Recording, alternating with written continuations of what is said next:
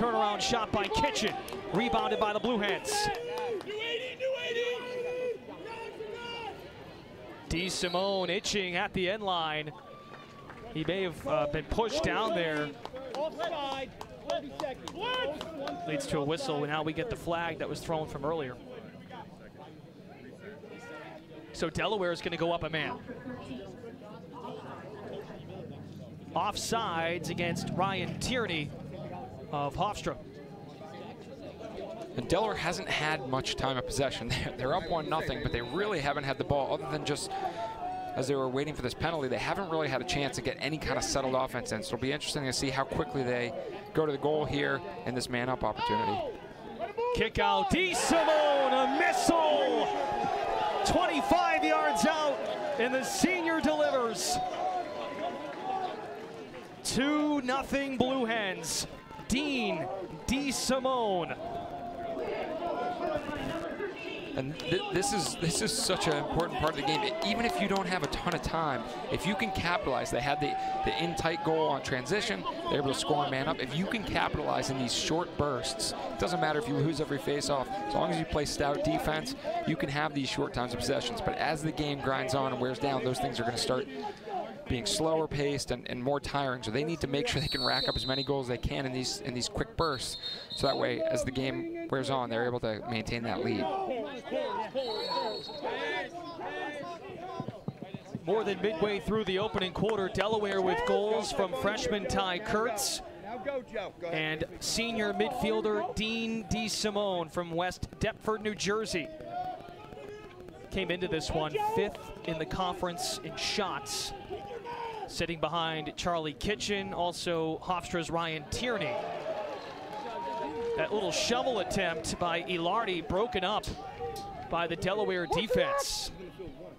Nice trail check there. I've been impressed by Ilardi's ability to get to the middle, and that's going to be a key if they want to open up things on the inside. Another shot fired wide. Dylan McIntosh, number 21 in the gold and blue, playing in his 6th game back from injury. Hofstra on the board.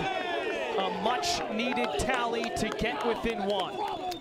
Giannis, that's a guy that Coach Tierney has been saying he needs him to step up. He's starting to get into that flow. He's had to bounce back and forth between the attack and the midfield. You can see the comfort level he has at attack. He gets underneath his defenseman, dives across the crease away from the goal mouth, does a nice job, and buries it down low.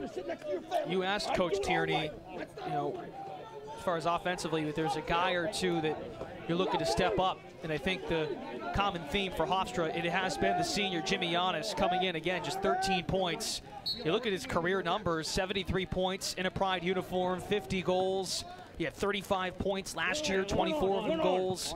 Had a score in that UMass game. They want to see him pick it up here down the stretch. Absolutely, and Coach mentioned to us he's had to do a lot of different things based on injuries, based on some weird situations. He's had to bump between the midfield and attack, and he's clearly more comfortable in that attack position. As we can see from that last goal, he did a nice job of squaring his defender up, finding that underneath lane, and then made the most of it once he was able to get that angle. And to your point about injuries, DeLuca with his 4th save, nice stop, and now Delaware wants to push it. Jason Sider, a freshman, 23 in the white. Isley had it broken up. Nicely done by Michael Altman, the junior for Hofstra. But the midfield change they've made today, Riley Forte makes his 2nd career start. Freshman Sterling Ardrey is out due to a shoulder injury. He's been playing well. He had 7 goals, so he's definitely going to be missed, but we'll see how the next in line can step up. Coach talked about there's 4 to 5 guys that they play at the midfield. They see who's hot, and then they run with those guys. So we'll see who those 4 to 5 are at the start, and then they'll whittle down to the 3 to 4 as they get into the core of the game. DeLuca. Near split to make that stop to his right. Austin Haynes scoops up the ground ball.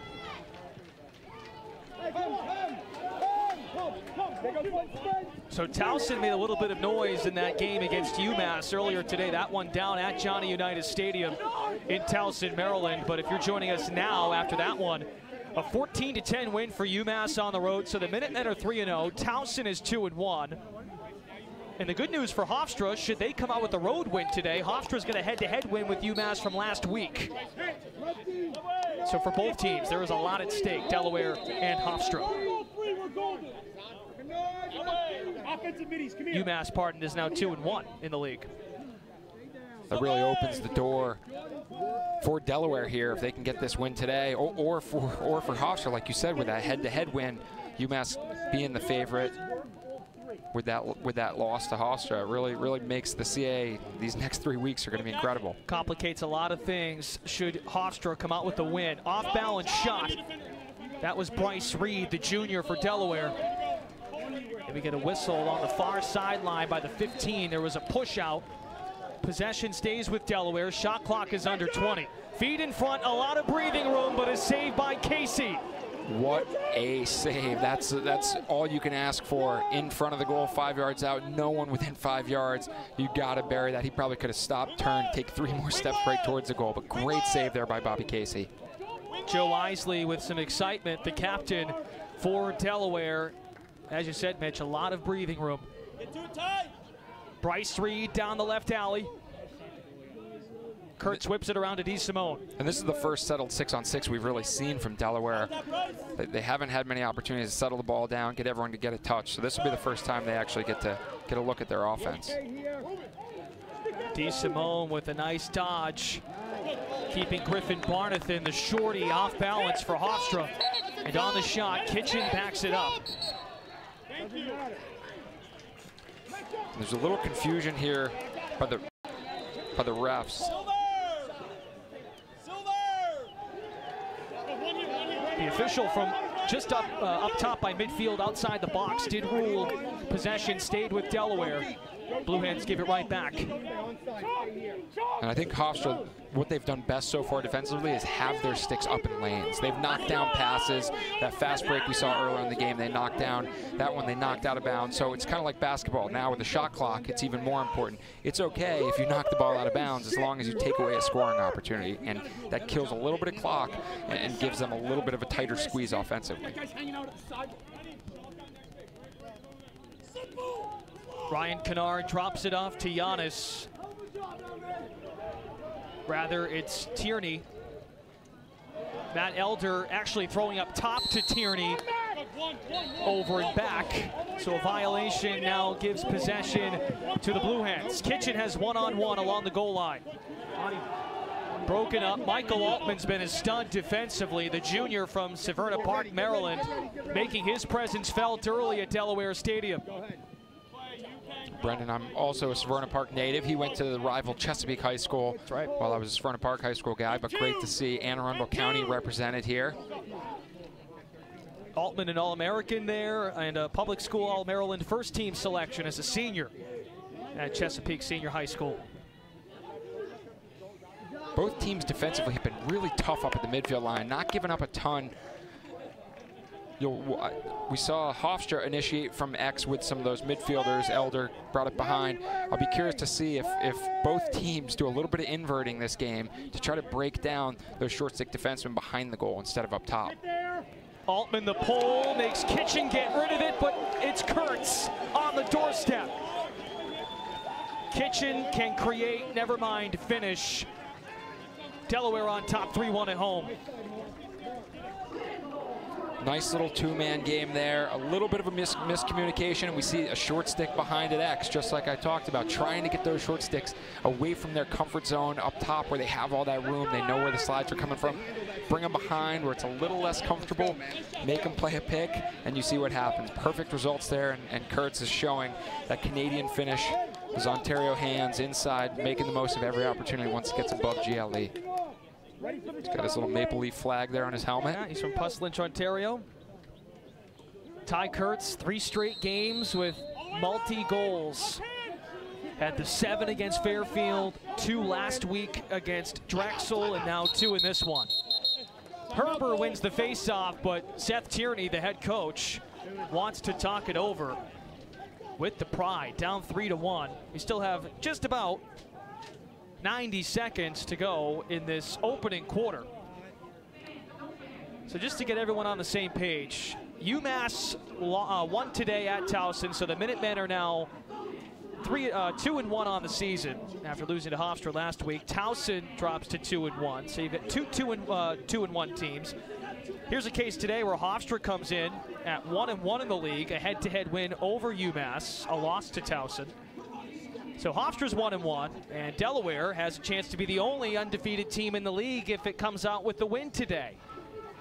Yeah, they control their own destiny, especially with the games they have coming up. Still left to play. Towson still play UMass. So they really control. The nice part is if they can win out, there's no one who can say that they're better than them in the CAA. So they have a big challenge ahead of them. And then Hofstra Pride, obviously with Drexel and Fairfield, those are games that those teams have struggled a little bit in the CAA. So it could really go any direction here. That's what's so exciting about these league games being so late. You really never know where that league championship's going to be till the last 2-3 weeks of the season. When we talked with Seth Tierney on the phone this week, he told us about being loose and being as focused at the same time as possible as we can. And he felt like, and he still feels, the team's identity is starting to develop and starting to come to fruition. At this stage, as we wind down here in the first quarter, how does he settle down his team down 2 goals on the road? The bottom line is they're getting possessions. They're winning face-offs. And they're playing pretty good defense. They've just had a couple breakdowns, a couple lapses. So it's about shaking those off, making sure they're communicating defensively, because that's the biggest thing. They're playing great one-on-one defense. It's little lapses in communication that have led to wide-open players in front or miscues in the 2-man game. So talking a lot on defense, and then offensively, they just need to capitalize at the end of these opportunities. I think they've had a couple good looks, but they haven't been able to put the ball in the back of the net like they want to, or they're taking shots that maybe are a little bit ill-advised. But credit to Delaware's defense. They've been doing a nice job of not giving up on any plays, finishing out with trail checks and other opportunities. So both teams are scrapping, which is exactly what both coaches expected to see here, is a scrap. That's the CAA style.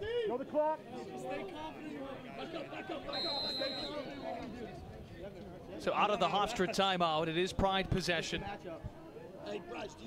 Ryan Kennard, number 20, has the ball right now, making his 10th start in 12 games for Hofstra. Nice dodge to his left on the skip feed to McIntosh. Spinning in traffic, it's plucked out by Delaware, but then it's picked up again. A score! Riley Forte in the perfect place at the perfect time to bury his 8th goal of the season. And that's one of those plays where I was just about to mention how inside they've been trying to do a little bit too much, but that was just a very lucky bounce. It went off a Delaware player's defenseman's stick right perfectly in Forte's stick, and you can't ask for anything better than that. Catching the ball with room and time.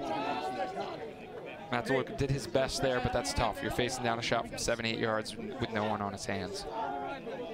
Back-to-back games with the goal for Riley Forte and back-to-back starts. Redshirt sophomore missed all of last season, redshirting due to injury. He's had to step up in that midfield slot for Hofstra. Injury today to Sterling Ardrey, injured last game against UMass, a shoulder injury, so he's out today. And Hofstra has been doing a great job of controlling the face-off X. They need to make sure they have outlets once they win it. That was a situation where a couple guys, it didn't look like anyone wanted the ball there. They're trying to get it to their offense, so we need to see the attack screen back or the midfielders coming on really working hard to get that ball, because these possessions are going to be so valuable here. They've had a big advantage in time and possession, and now they're finally starting to capitalize on those. Brian Herber, the sophomore Fogo, 7 for 7 in face-offs. If you can be 0 for 7 on the face-offs and up 3-2 at the end of the quarter, you feel pretty good. That's something, huh?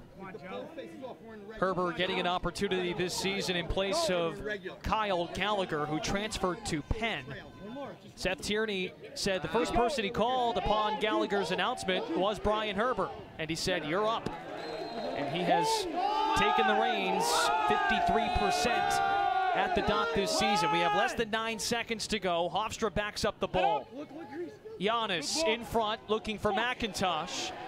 And that ground ball is how the first quarter comes to an end. Ryan Shaw escaping from traffic. Delaware, as Mitch mentioned, hasn't won many possessions, but on top by a goal, 3-2. We step aside from Delaware Stadium in Newark, Delaware.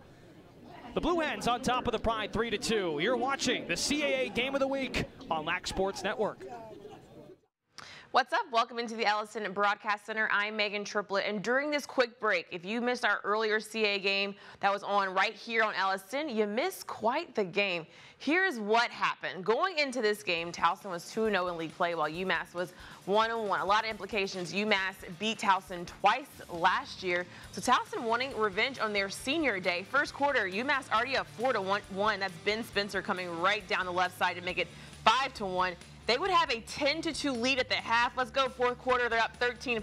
Brendan Sunday comes up from behind the net, works the defense and scores. Towson trying to make it close, but UMass would be too much. Now they're up 13-9. Chris Connolly from behind the net passes to Jeff Trainer, who winds up, fires it, and scores.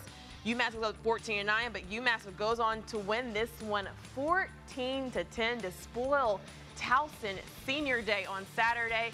Here's a look at some other scores from around the men's game. If you see, Penn State up big on Michigan. That was the final 17-7. Upset alert. Boston University up 18-11 over Loyola. That was a big game, and Virginia Duke moved to 4:30 Eastern due to rain delay, and North Carolina and Syracuse will take off at 4 p.m. Eastern. That one on ACC Network Extra.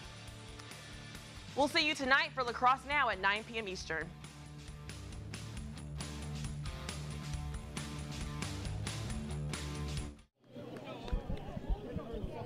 Nice crowd on hand today at Delaware Stadium. Beautiful day for lacrosse, and I'm stealing that from my partner here, Mitch Belisle, because he played, and he can validate whether or not this is good playing weather. It is 74 degrees, clouds in and out. The sun has shined on the currently being renovated Delaware Stadium, but nice day for a game, and so far, competitive game so far. Delaware trying to win some possessions, but on top by a goal. Yeah, no better day than a mid-70s, a little breeze coming through. Like you said, the cloud cover, so it's not too sunny or too bright, but excellent day here, and you can see the Delaware faithful have come out, and I'm sure some fans coming down from Long Island. Watch a great battle here between two teams that are looking to scrap on every single possession, which is all you can ask for.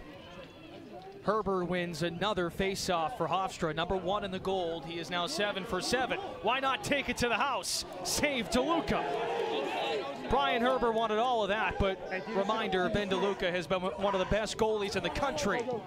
Never mind the conference. Matt DeLuca, Ben DeLuca, that's got to be, I'm sure, how many questions does Coach DeLuca get about, is Matt DeLuca your son? Is that your, on the other side of the ball, Tierney, we do have a father-son combo. That's right, yep. Ben and Matt DeLuca unrelated. You know, based on the year he's having, I'm sure Ben wouldn't mind. He's adopting him at the end of the season. I'm sure he would not mind it. And shout out, Ben DeLuca's got the fresh haircut going on today. Came in ready to go for Military Appreciation Night. Got the high and tight going. Looks great.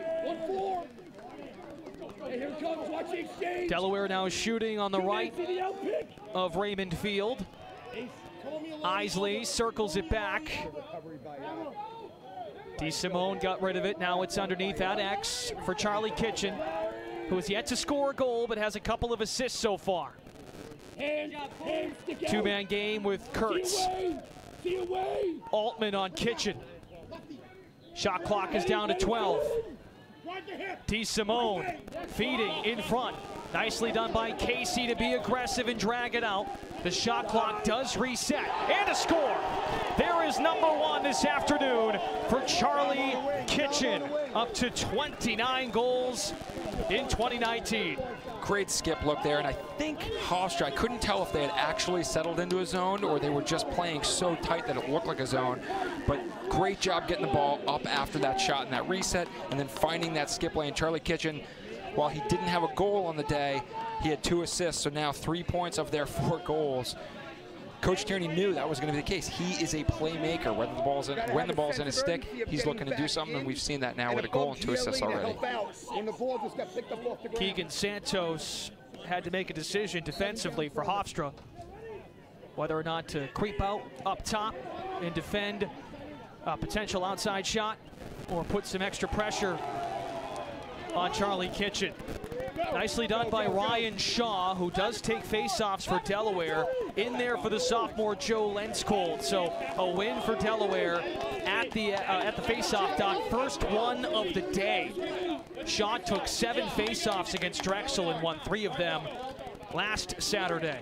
And that's a big win, just to have that confidence. They haven't won any face-offs, to go in and get that ball back, especially after that 4th goal. Now they feel like not only are they getting capitalizing at the end of their possessions, but they're also starting to get more of those possessions. So look for Delaware to really keep putting the pressure on and trying out some different combinations at the face-off X.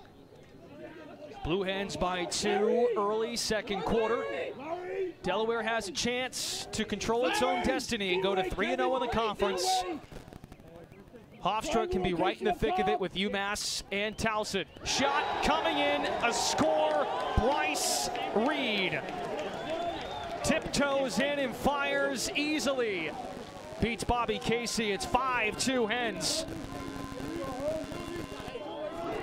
And you see, they keep bringing the short sticks behind to X. That's making it challenging up top because those short sticks, they're used to covering up top. They're used to helping down on the inside and covering those. So great work on those inverts. And Clay Miller there capitalizes, coming through the middle, does a nice job of just cutting off ball, catching it, and keeping slashing or slashing through the middle where he can get that dangerous shot. Really hard for Bobby Casey to read that. Excuse me, that was Miller, the freshman from Mechanicsburg, PA, with his 8th of the year.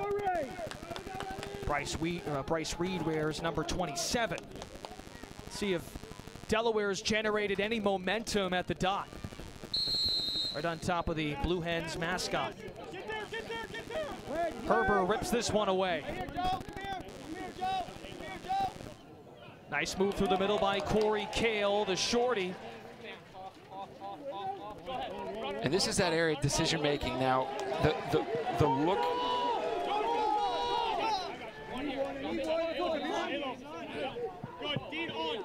The look was there, but they probably want to pull that out. They haven't had a possession in a while. They need, Hofstra wants to settle down a little bit and get things going. So if you're Coach Tierney, either next time out or next break, you're going to want to bring the team together and say, hey, let's get the ball on offense. Let's get everyone a touch. Let's get it to our guys, and let's see what we can do. Ryan Tierney hasn't touched the ball in 7 minutes. No goals today for Tierney, the junior. The son of the head coach, Seth Tierney. Ryan's sister, Erin, a freshman on the Hofstra women's lacrosse team. Joe Isley's been quiet, coming off a 5-goal performance against Drexel. Got a huge shout out from his head coach during this week on conference call. Delaware sticking with it.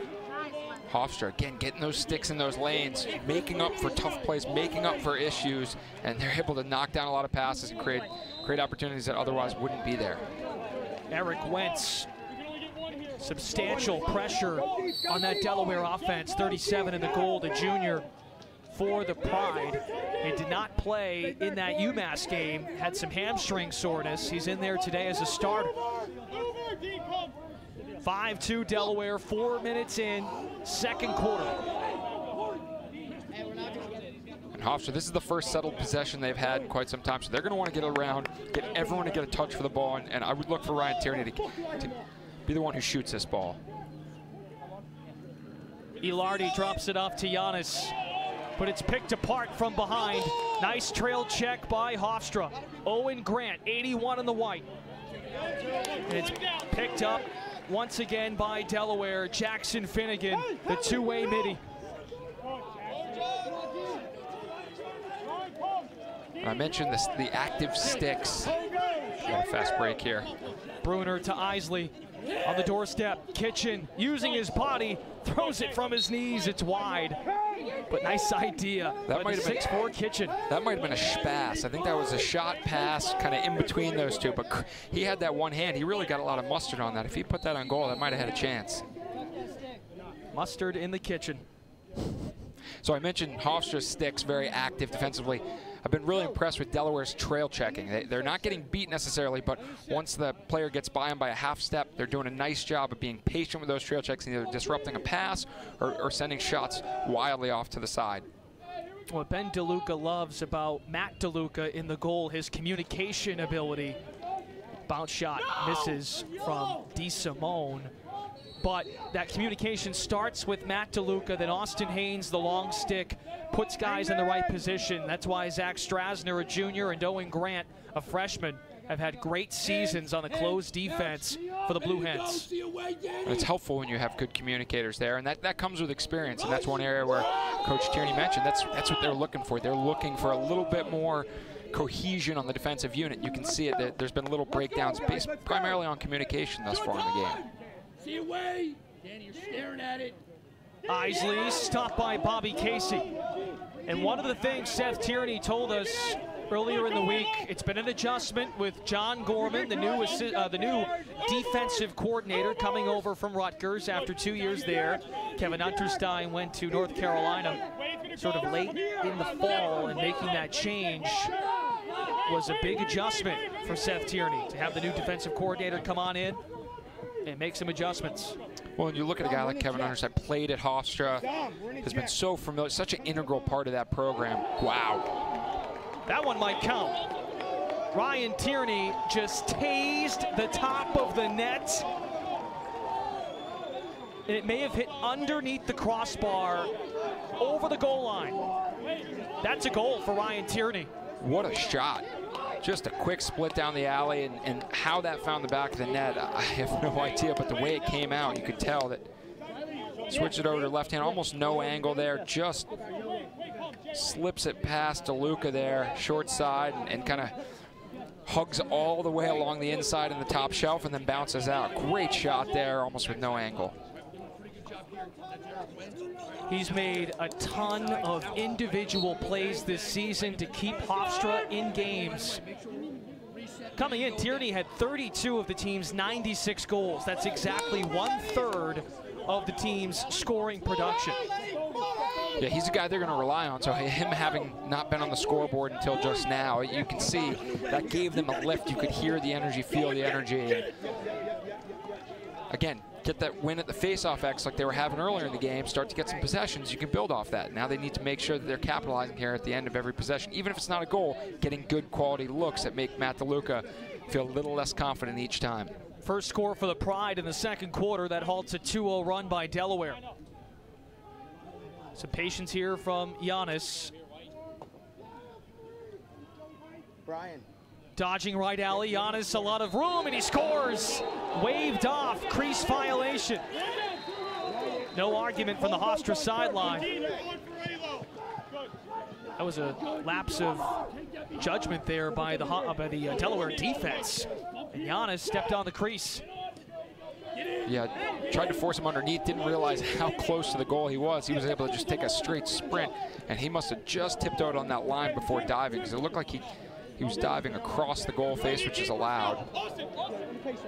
DeSimone recovers his pass, and some help from Isley, and now Ben DeLuca is going to take his first time out.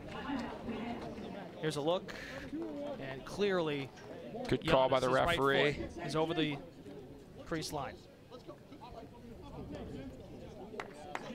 So Ben DeLuca wants to stop play, 5-3.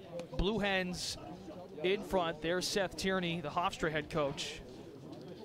As we're more than midway through the second quarter.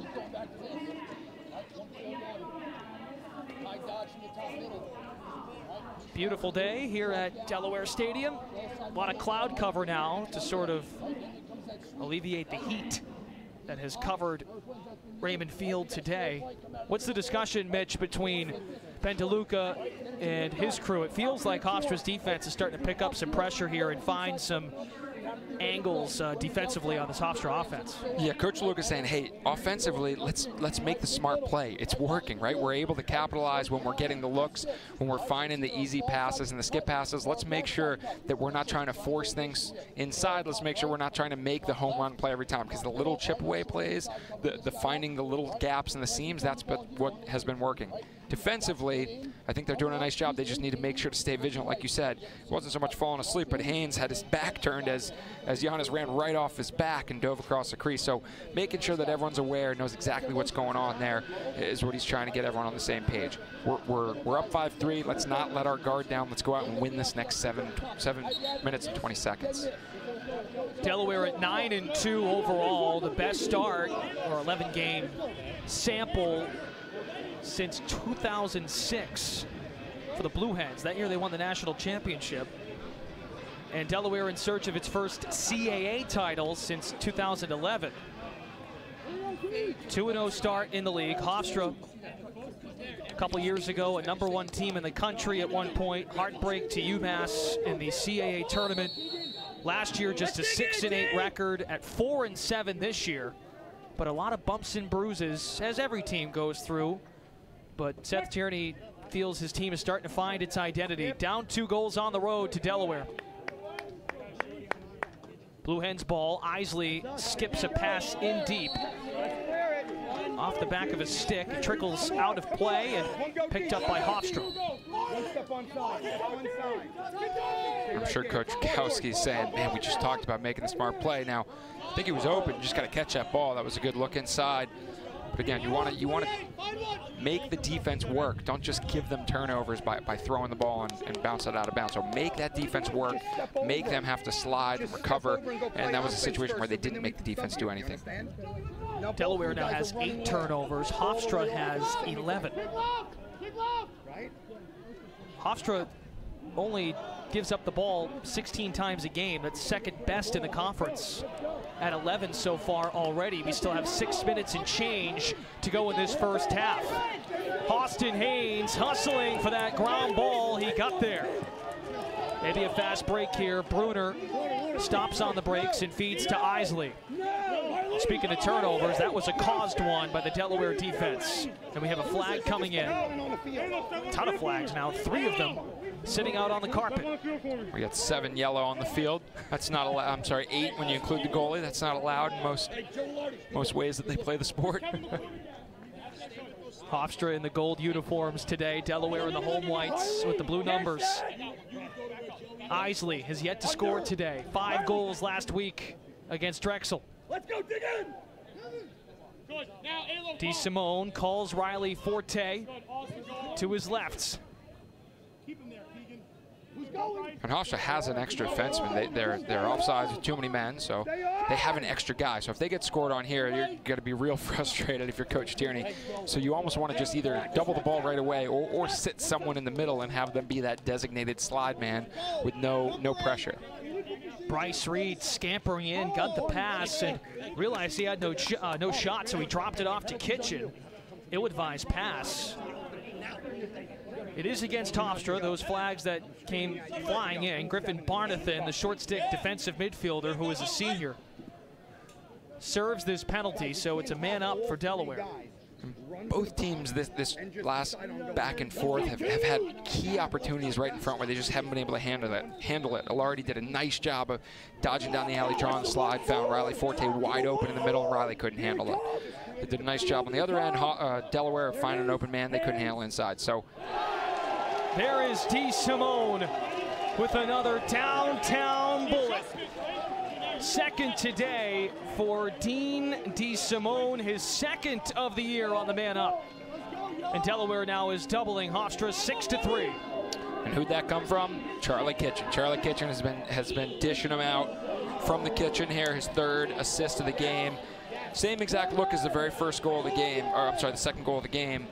When you give that over-the-top pass, you've got to make sure that you either get a piece of it with your stick, which Hofstra's been doing a great job of up until this point, or you get out in his gloves and make him a shooter. But with that kind of range, that puts a lot of pressure on those defensemen to move a lot back and forth. Well, as a defenseman, because you played the position indoor and outdoor, how do you make that decision in your head to pick one or the other? Well, and a lot of that comes down to the crease play, right? So they did a nice job of Kurtz of crashing the crease, forcing one of those defensemen to chase him down, but you got to make sure that you have that support of your teammates. So the decision really comes to who's the most dangerous player, the guy in the crease, typically yes, or DeSimone. Now, the other piece to it is coming out to his stick head and trying to at least get a piece of that. So look for them to maybe start putting a little bit more pressure up top when DeSimone is up there. Delaware has scored 3 of 4 goals in this second quarter, under 5 minutes to go in this frame. Dean DeSimone with his second. Ty Kurtz has 2 in this one as well for the Blue Hens. And really the only offensive looks we've seen for Hofstra this half is that Tierney goal, which really was kind of a low angle, high risk, high reward shot that he took and ended up going in. They haven't been able to get into any kind of groove. They've had a couple subtle offensive possessions, but they haven't been able to really force Delaware to slide and recover, which is something that is key if you're going to want to make them more tired and find those gaps. Jimmy Giannis and Riley Forte, the other goal scorers for Hofstra. DeSimone creating from X. Fires, broken up by Mark Ellis, 34 in gold. He's the grad student, a captain, short stick defensive midfielder who transferred from Stony Brook a couple of years ago. Nice job putting his body on the line and being in a good position between his man and the goal. He soaked that shot. Taking one for Bobby Casey, saying, I'll get this one before it gets to you.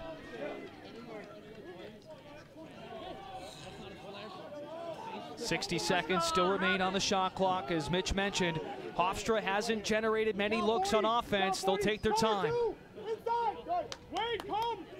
Elder. Giannis circling around. Nowhere to go. Zach Strasner draped all over him. On the pick, Tierney, flags come in. Tierney the skip, Forte the shot. Blasts it wide. And Hofstra really hasn't been able to penetrate the middle. They've been doing a lot of these long dodges where it's one guy dodging, and the whole defense can see that. Here we see they do a nice job of trying to set a pick. Giannis sets that pick, and Haynes runs through the pick. It's definitely smart to run through a pick. Now, when you extend your arms, you're almost always going to get called on that. So you can see here he extends his arms after he hits the pick. You got to be a little bit more under control, even if you do run into him. Otherwise, you're going to get called. Hofstra on the man-up for the second time this afternoon, the 4th best man-up percentage in the CAA, just over 38%. The Pride went 3 for 5 against UMass last week. Including the game winner. That's right. McIntosh out there with Ilardi. In front, nice look, score. Ilardi cutting in. You've been impressed with him today, Mitch, circling from that left lane and curled in for a wide open look in front. Yeah, and he's been the only guy with the ball in his stick who's consistently been able to get to the middle. Here we see him work off ball to get to the middle. A nice little exchange there with Forte drifting off the crease. Gives him that alley to run down. He's looking straight at it, so nice job there. We talked about defensively, you have to be able to cover the inside and the outside. Clear miscommunication up top by the Blue Hens defense. Opens up that seam for him. Nice job there by Joe Ilardi. And how about the pick that Ryan Tierney set to give him plenty of space? We've talked a lot about Tierney's ability to put the ball in the back of the net. If Hofstra wants to go places this season, they'll need Tierney to also be a facilitator off the ball to give the offense some variety. Herber wins the faceoff. Smart call by Coach Tierney. He saw the danger signs all over the field with Herbert driving down with Brian Herbert driving down the middle. 2 guys collapse on him, called that timeout, and secures another key possession heading into the last couple minutes of this quarter. Hofstra's won 11 of 12 faceoffs. Still down 2 goals to the Delaware Blue Hens. 6-4. If you missed it earlier today, UMass scored a win on the road at Johnny Unitas Stadium in Towson. 14-10 the final. UMass is now 2-1 in conference. Towson dropped to 2-1. Hofstra tries to go to 2-1, and of course the Delaware Blue Hens here at home and a 2-goal lead. They'll try to go to first place in the league at 3-0, sitting at 2-0 today. And how does that stack up with what the experts thought before the season started? UMass was that favorite with the #1 ranking in the preseason poll. Towson 2 and Delaware and Hofstra, so everyone's kind of right about where they thought they would be. Top 4 at the very least. Hey, don't forget Wednesday nights on LAC Sports Network, it's CAA Press Pass. We will take a look at the latest news and notes from around the conference and prepare you for the biggest games of the week. CAA Press Pass on LAC Sports Network every Wednesday night, 8 p.m. Eastern. A lot to get to this Wednesday, given the results at Johnny Unitas Stadium. Of course, the reaction to this game, Delaware and Hofstra. You know, coming in, it was a game for Hofstra. They lost this contest to Delaware last year. Blue Hens broke up a 7-game losing streak to this Hofstra program. Delaware getting a win on the road in Hempstead, New York, 10-9. Yeah, all time it's been heavily Hofstra, but Blue Hens showing right now why they're #1 in the CAA as of a couple hours ago. The only undefeated record. That's right. Ben DeLuca has changed the culture in the last 2 years, trying to get this program back to where it once was. 9-2 overall, the best 11-game stretch since 2006. Delaware out there on defense. Hofstra trying to whittle the deficit to 1, but DeLuca makes another save that is number 8 of the game. Giannis quickly resets. Up to Kennard. Picked out by Strasner.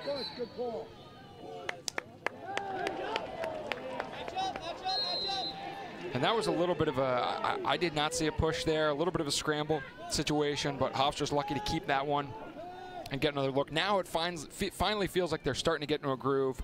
Wow, but so is Matt DeLuca. 9 saves in the first half. He is only a junior. That's a message to the rest of the conference. From Farmingdale, New York, another scrum. Isley leaping for it in front of Forte. It is Delaware possession. And that was the best offense we've seen Hofstra play. They finally started working together, moving off ball. You saw a lot of great looks. That was the first time I think we've called Dylan McIntosh's name inside. They need to get him the ball, but it starts with either drawing a slide or it starts with creating movement on that Delaware defense. So that was the first possession that they were able to do that. It was because they got the ball to everyone, they spread out that defense, and they dodged hard. So second half, I expect Coach Tierney is going to demand that from their offense, and if they can do that, they'll get some more looks. Feels like Jimmy Giannis, who directs the traffic, he's the quarterback of the Hofstra offense, is having a hard time because I'll tell you, Delaware's got a lot of size defensively. Strasner is 6'2", Owen Grant 6'3", Austin Haynes has been draped all over these guys. So Giannis, who gets it all started, has had a difficult time weaving through. But that speaks to the point Seth Tierney made on the phone with us this week. He's doing so many different things, changing up positions and his role. 20 on the shot clock here for Delaware. 10-second differential with the game clock. In front, that's Bryce Reed, saved by Casey. Big save by Bobby Casey, dropping down and protecting that 5-hole.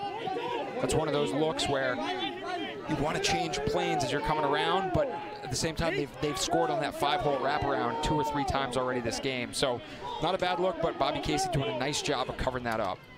Dominic Pryor shooting on the run, the short stick. Falls into the end zone. It's cleared by Hofstra in front. A flag for the final shot of the quarter. Still time on the clock. We had the midfield ref was pointing as if to say timeout. There was 4 seconds left.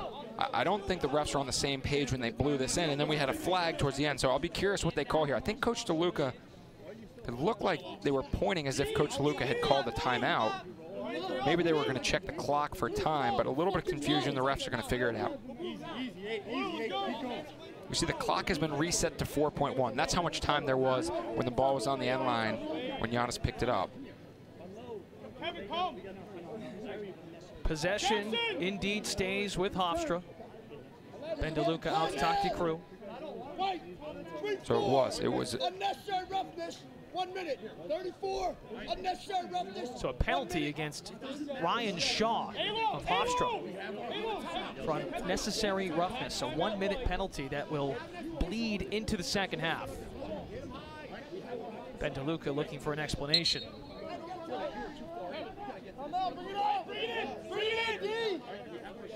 Coach also got a timeout, it looks like. And that's what I thought the ref was indicating at the beginning of the play. So that's a tough draw for Coach DeLuca there.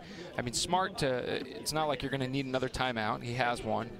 But at the same time, they still let the play get off, and then you lose a player for a minute. So tough draw for Coach DeLuca. He got the timeout, but unfortunately he loses a player in the process. So that's one of those where you shake your head. You're like, man, I wish they had just called that timeout the right way the first time, and I wouldn't have lost a guy.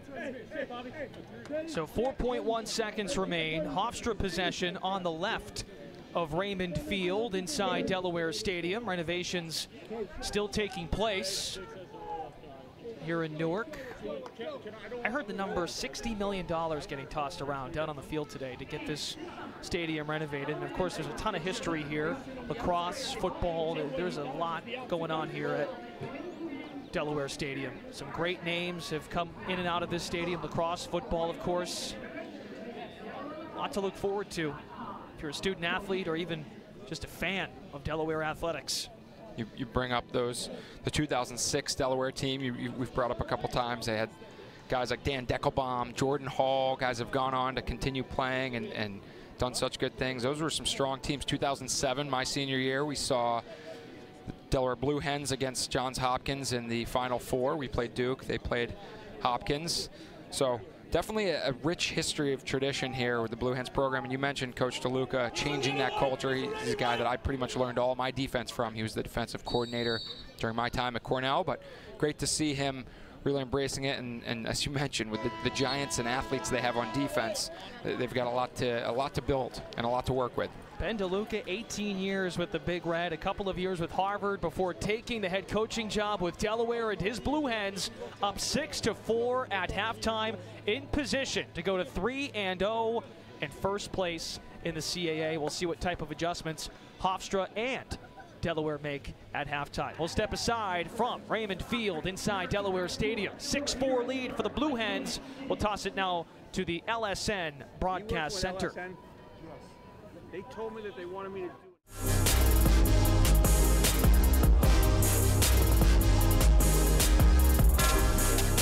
Coach Tierney's going to let the refs know about that. I see his arms out on the sideline. He's asking the ref, how was that not a push? Senior from Syracuse, Alex Bruner with the clear. In front of score, Ty Kurtz. Gold jerseys all over the place. Elder brought it behind. I'll be curious to see if both teams. Welcome into the LSN Broadcast Center for our special halftime show. I'm Megan Triplett. I am joined by two special guests today. I got Finn Sullivan and Danny Seibel with me to break this down. And first half just got done. First thoughts so far? I mean, you can tell how much this game means to both teams. It's been sloppy. There's been a lot of turnovers, but they both clearly wanted a lot. Yeah, I think this is a classic CAA game, you know. It means so much to both teams. Like Finn said, it's turning into a little bit of a track meet and a fist fight. Yeah. All right, for those who missed any of the first half highlights, let's show you guys the highlights right now. Here's what happened in the first half. It was kind of a back and forth game. Delaware going into this game 2-0 in conference play. First quarter, Delaware already up 1-0. Charlie Kitchen from behind the net passes to Dean DeSimone, who fires a rocket one. Delaware takes a 2-0 lead. Later, same score, Jimmy Giannis comes up from behind the net and he scores to get Hofstra on the board to make it 2-1. But later in the first, Charlie Kitchen works himself around the behind the net, passes to Ty Kurtz, who comes up from behind and scores. So now Delaware extends that lead and makes it 3-1. Still in the first quarter, under 2 minutes to go, Riley Forte grabs the loose balls and fires it in. So now we have a 1-goal game, and it's 3-2. Let's go to the second quarter now. Delaware up 4-2. Bryce Reed comes up from behind, passes to Clay Miller, who fires it and scores to give Delaware the 5-2 lead. But later in the second, Hofstra trying to come back. Ryan Tierney, comes down the side and shoots from the crease. This one was so beautiful. You have to see it from a special angle. Check this out, how he's able to get that off, and he makes it 5-3. But later, same score, Charlie Kitchen comes from behind, passes to Dean DeSimone, who fires it and scores. Delaware takes a 6-3 lead at that moment. And now at the half, the game is 6-4. Delaware with the lead in this big game. And as you guys see, for Hofstra, Tierney has 1 goal, Forte 1 goal, Giannis 1 goal. And for Delaware, Kurtz leading the way with 2 goals, but Charlie Kitchen 1 goal, 3 assists, and Dean DeSimone has 2 goals in the game so far.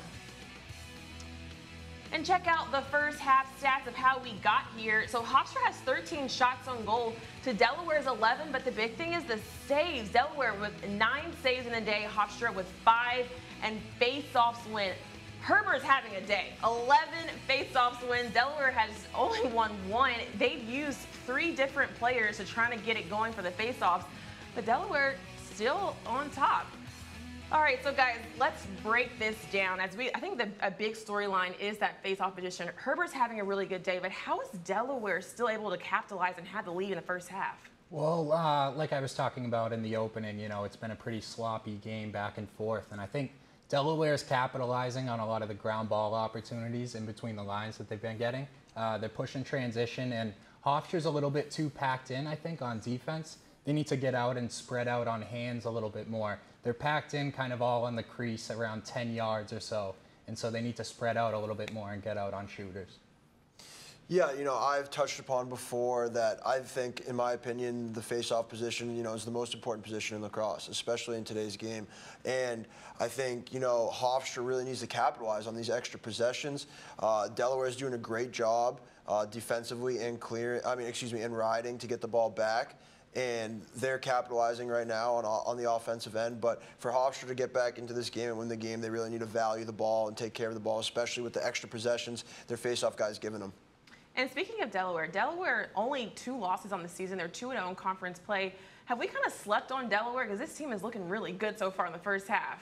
I think so, maybe a little bit. I'll be honest. I was saying their 9-2 record in between games here was a little bit inflated. They haven't maybe played the strongest teams, but they've come out and they've wanted to make a statement, it looks like, and clearly, go 3-0 in CAA play and put those kind of critics like me, I guess, to rest. So it's been good. I agree, and especially with Towson loss today. A win for Delaware really kind of separates themselves from the pack in the CAA. So this game is really important for them. And it's also really important for Hofstra. A win for them kind of muddles it up a little bit, brings Delaware back to earth in the CAA, and really is going to make it a race to the end. So, Delaware 9-2, looking to get to that double digits for their win total, and I think this is a great opportunity for them in the second half. All right, so second half, a lot on the line in this game, especially when it comes to the CAA standings. What needs to change for Delaware? Because, of course they're up, but Hofstra is kind of still making it close. It's still a 2-goal game.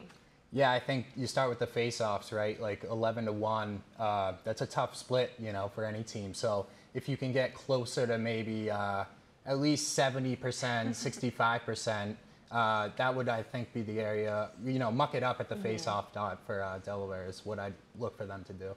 I completely agree with that.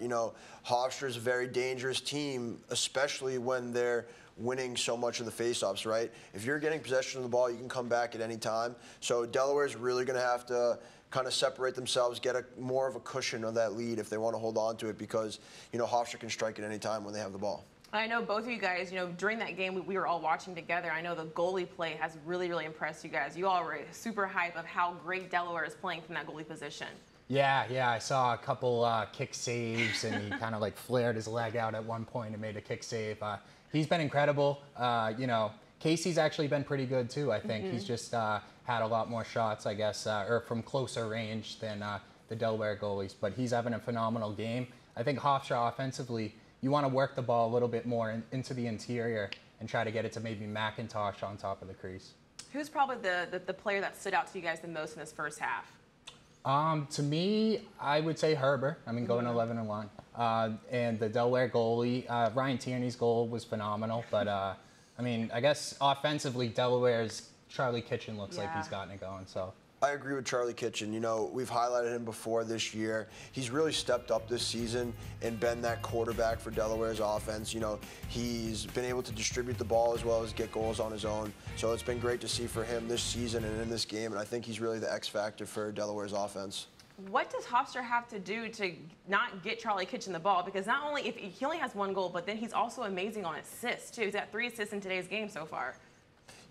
Yeah, he does a great job from behind the cage, kind of dissecting the defense. He has great vision. He sees the field so well. So he's able to kind of sit there behind at X and find his cutters, and if they're not open, he's able to turn the corner and get goals on his own. Yeah, I think you pick one of the two. You either slide to him early or you kind of trust your guy and don't slide to him. But what Hofstra's doing, they're kind of half sliding. And so you send 2 players to 1 person, and he's able to kind of still look at the field and find the open player on Delaware. So you got to either double right away or don't double at all, I think. And lastly, if you're Coach Tierney, what are you saying to your guys in that locker room to get them back into this game and get back into the second half? Clean up the turnovers, I think, especially clearing-wise. Their defense is playing tough. They're playing strong. They're just kind of shooting themselves in their foot with some of the turnovers in the clearing game. And once they do get the ball on offense, they're throwing it away, too. Yeah, definitely. Their face-off guy, as we touched upon, he's doing his job, 11-1. They need to value the ball, take care of the ball, and really, get good possessions on offense. They need to work the Delaware defense because, they have a great defensive unit, and they're giving up shots that they want to give up that they know that their goalie will save. So they really need to, like we touched upon, work to that interior, work the ball around, and kind of dissect that Delaware defense. And, of course, who needs this win more? I know you mentioned Delaware. They could separate themselves in the CAA. But Hofstra, they've had a rough patch, earlier in their season, and this win could set them apart as well. This would be huge for my Hofstra pride to get this win, and then you kind of go into, I don't want to say Fairfield and Drexel are the weak teams in the country, but maybe the weaker teams in the CAA as of so far this year. So getting this win and then going to play those two teams to close out the regular season, I think you'd set yourself up for a lot of success if you get this win today for Hofstra. Okay. Yeah, I'm sure Hofstra wasn't excited with how they played in their out-of-conference games, but, the CAA is a new season, and they win. They go 2-1 in the CAA. They set themselves up for a great opportunity, in the CAA playoffs to get a good seed and hopefully make a run down that end at the end of the season. And speaking of the CAA, we had a game earlier. We already mentioned Towson and UMass. This game, I think we thought was going to be as close as Hofstra in Delaware, but not so much. Let's get you the highlights from this game. This one was a good one. Towson going into this 2-0 on the year. Here it is. These guys are rivalry because UMass beat them twice last year. First quarter, UMass already up 4-1. Ben Spencer comes down the left side and he scores to give the Minutemen the 5-1 lead. They were up 10-2 at the half. Let's go to the fourth quarter, and now it's 13-5. Brendan Sunday comes from behind the net, and he works around the defense and scores. So Towson makes it a 6-goal game, but now they're up 13-9 here. Chris Connolly passes it up to Jeff Trainer, who winds up firing it and scoring. UMass goes on to beat Towson 14-10. Towson had a great day from Brendan Sunday. He had 4 goals, 1 assist. Luke Frommer had 2 goals, but UMass was just on fire. Jeff Trainer had 3 goals. Prosick had 3 goals, and Tobin 1 goal, 1 assist in the big victory. Towson goes down at senior day. The Minutemen come out on top 14-10 to make it 3 wins in a row over Towson. Now with more, here's Travis Eldridge and Brendan McDaniels, who called the game. Back to recap a big win for UMass over number 11 Towson at Johnny Unitas Stadium. Brendan, when you looked at this game, it was dominant from the Minutemen for 3 quarters. They did just about everything they needed to. That's an emphatic statement by this Minutemen team. It is an absolute huge win by UMass today, and they did it, and they dominated all 3 phases of the game. Sean Scanoni was great in goal. They got a lot of different goal scorers on offense. Tommy Myers more than held his own at the face-off X against Alex Woodall. The transition game was outstanding for UMass. They got a little bit of a scare in the fourth quarter, but they had got themselves so far ahead that even that comeback by Towson really didn't put a dent into their lead. A great spot for UMass, bouncing back from that OT loss to Hofstra last week, now 2-1 in CAA play. This loss for Towson means they are also 2-1 in conference. For them, they finally woke up offensively and dodged maybe with a little bit more of a purpose in the fourth quarter. What do they need to learn from this performance? Well, I think they need to go back and look and see why did they struggle so much in the first 3 quarters. They really weren't overly aggressive in the first 3 quarters offensively. Their downhill dodges, they weren't really looking to score. They were getting wide. They weren't getting tight into the alleys. When they came out from GLE, they still, again, did not look like they were trying to attack. And it was easier for UMass to defend them. They've got to figure out ways to get a little bit more aggressive offensively and make that defense move and try to guess of what they're doing. But I think going back and looking at this tape, that fourth quarter is going to show them a lot of what they can use moving forward. Trying to hopefully build on some momentum of that as they move on to take on Delaware next week. UMass keeping their hopes alive of possibly hosting the CAA tournament as the top seed. For Brendan McDaniels, I'm Travis Eldridge. Back to you. Thanks, guys. Here's a look at some other scores from around the men's game. Penn State comes out on top over Michigan, 17-7. Were y'all surprised with that score? Yeah, Michigan, I think that's their 7th in a row, their loss in a row right there. So that's tough for them. Yeah. Big Ten play is not going to get any easier for them too. So yeah, and check out this score. BU takes down Loyola 18-11. Huge win for the Terriers. You know, you love seeing a local team take down, you know, the #2 team in the country. I think it makes it a little bit more interesting in the Patriot League, and so we'll have to see how Loyola bounces back. Oh, wow, yeah, that one is a big one. Then coming up later tonight, we'll have Duke and Virginia. That game is at 4:30 Eastern due to game change time due to weather delay, and North Carolina taking on Syracuse at 4 Eastern on ACC Network Extra. And of course, we'll have more from those games and give you all the highlights and from the rest of the women's and men's games from the day tonight at 9 p.m. Eastern on Lacrosse Now. So make sure you are tuned into the show. All right, so that'll do it for this halftime report. Danny and Finn, thank you so much. They'll be back tonight on Lacrosse Now at 9 p.m. Eastern, so make sure you're watching. For more, let's send out to the second half of Delaware and Hofstra. Enjoy.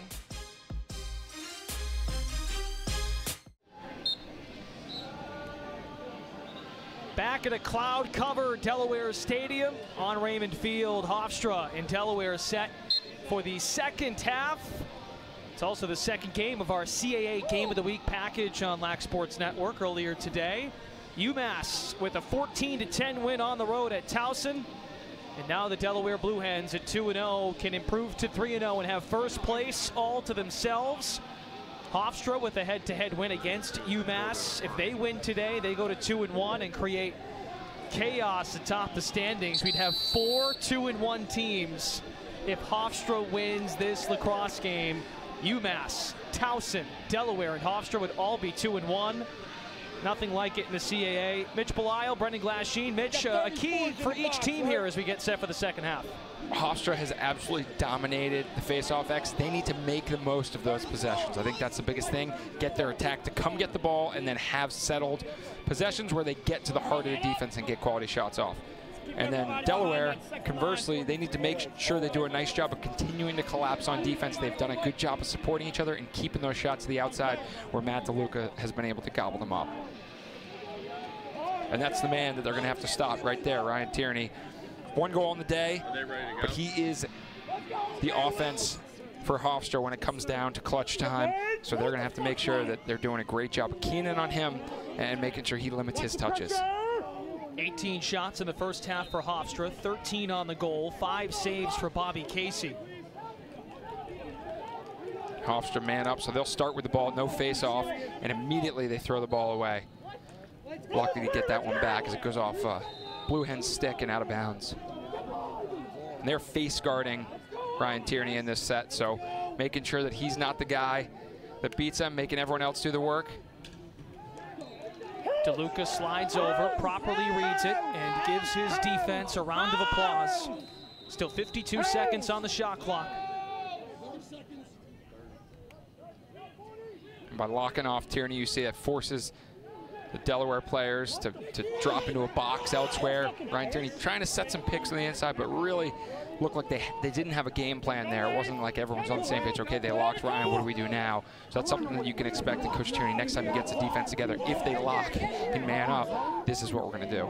Zach Strasner caused the turnover. Hofstra trying to trickle back defensively as Delaware speeds over the timeline, and now it can reset its offense. Wade Auersler, the two-Wade midi. He's a sophomore from Lutherville, Maryland, clearing the ball successfully for the Blue Hens. And we'd like to welcome in the third member of our crew today, the commissioner of the CAA, Joe D'Antonio. He's got the view right down on the field. Joey D, how are we doing? Gentlemen, doing great. Thanks for having me on. I appreciate it.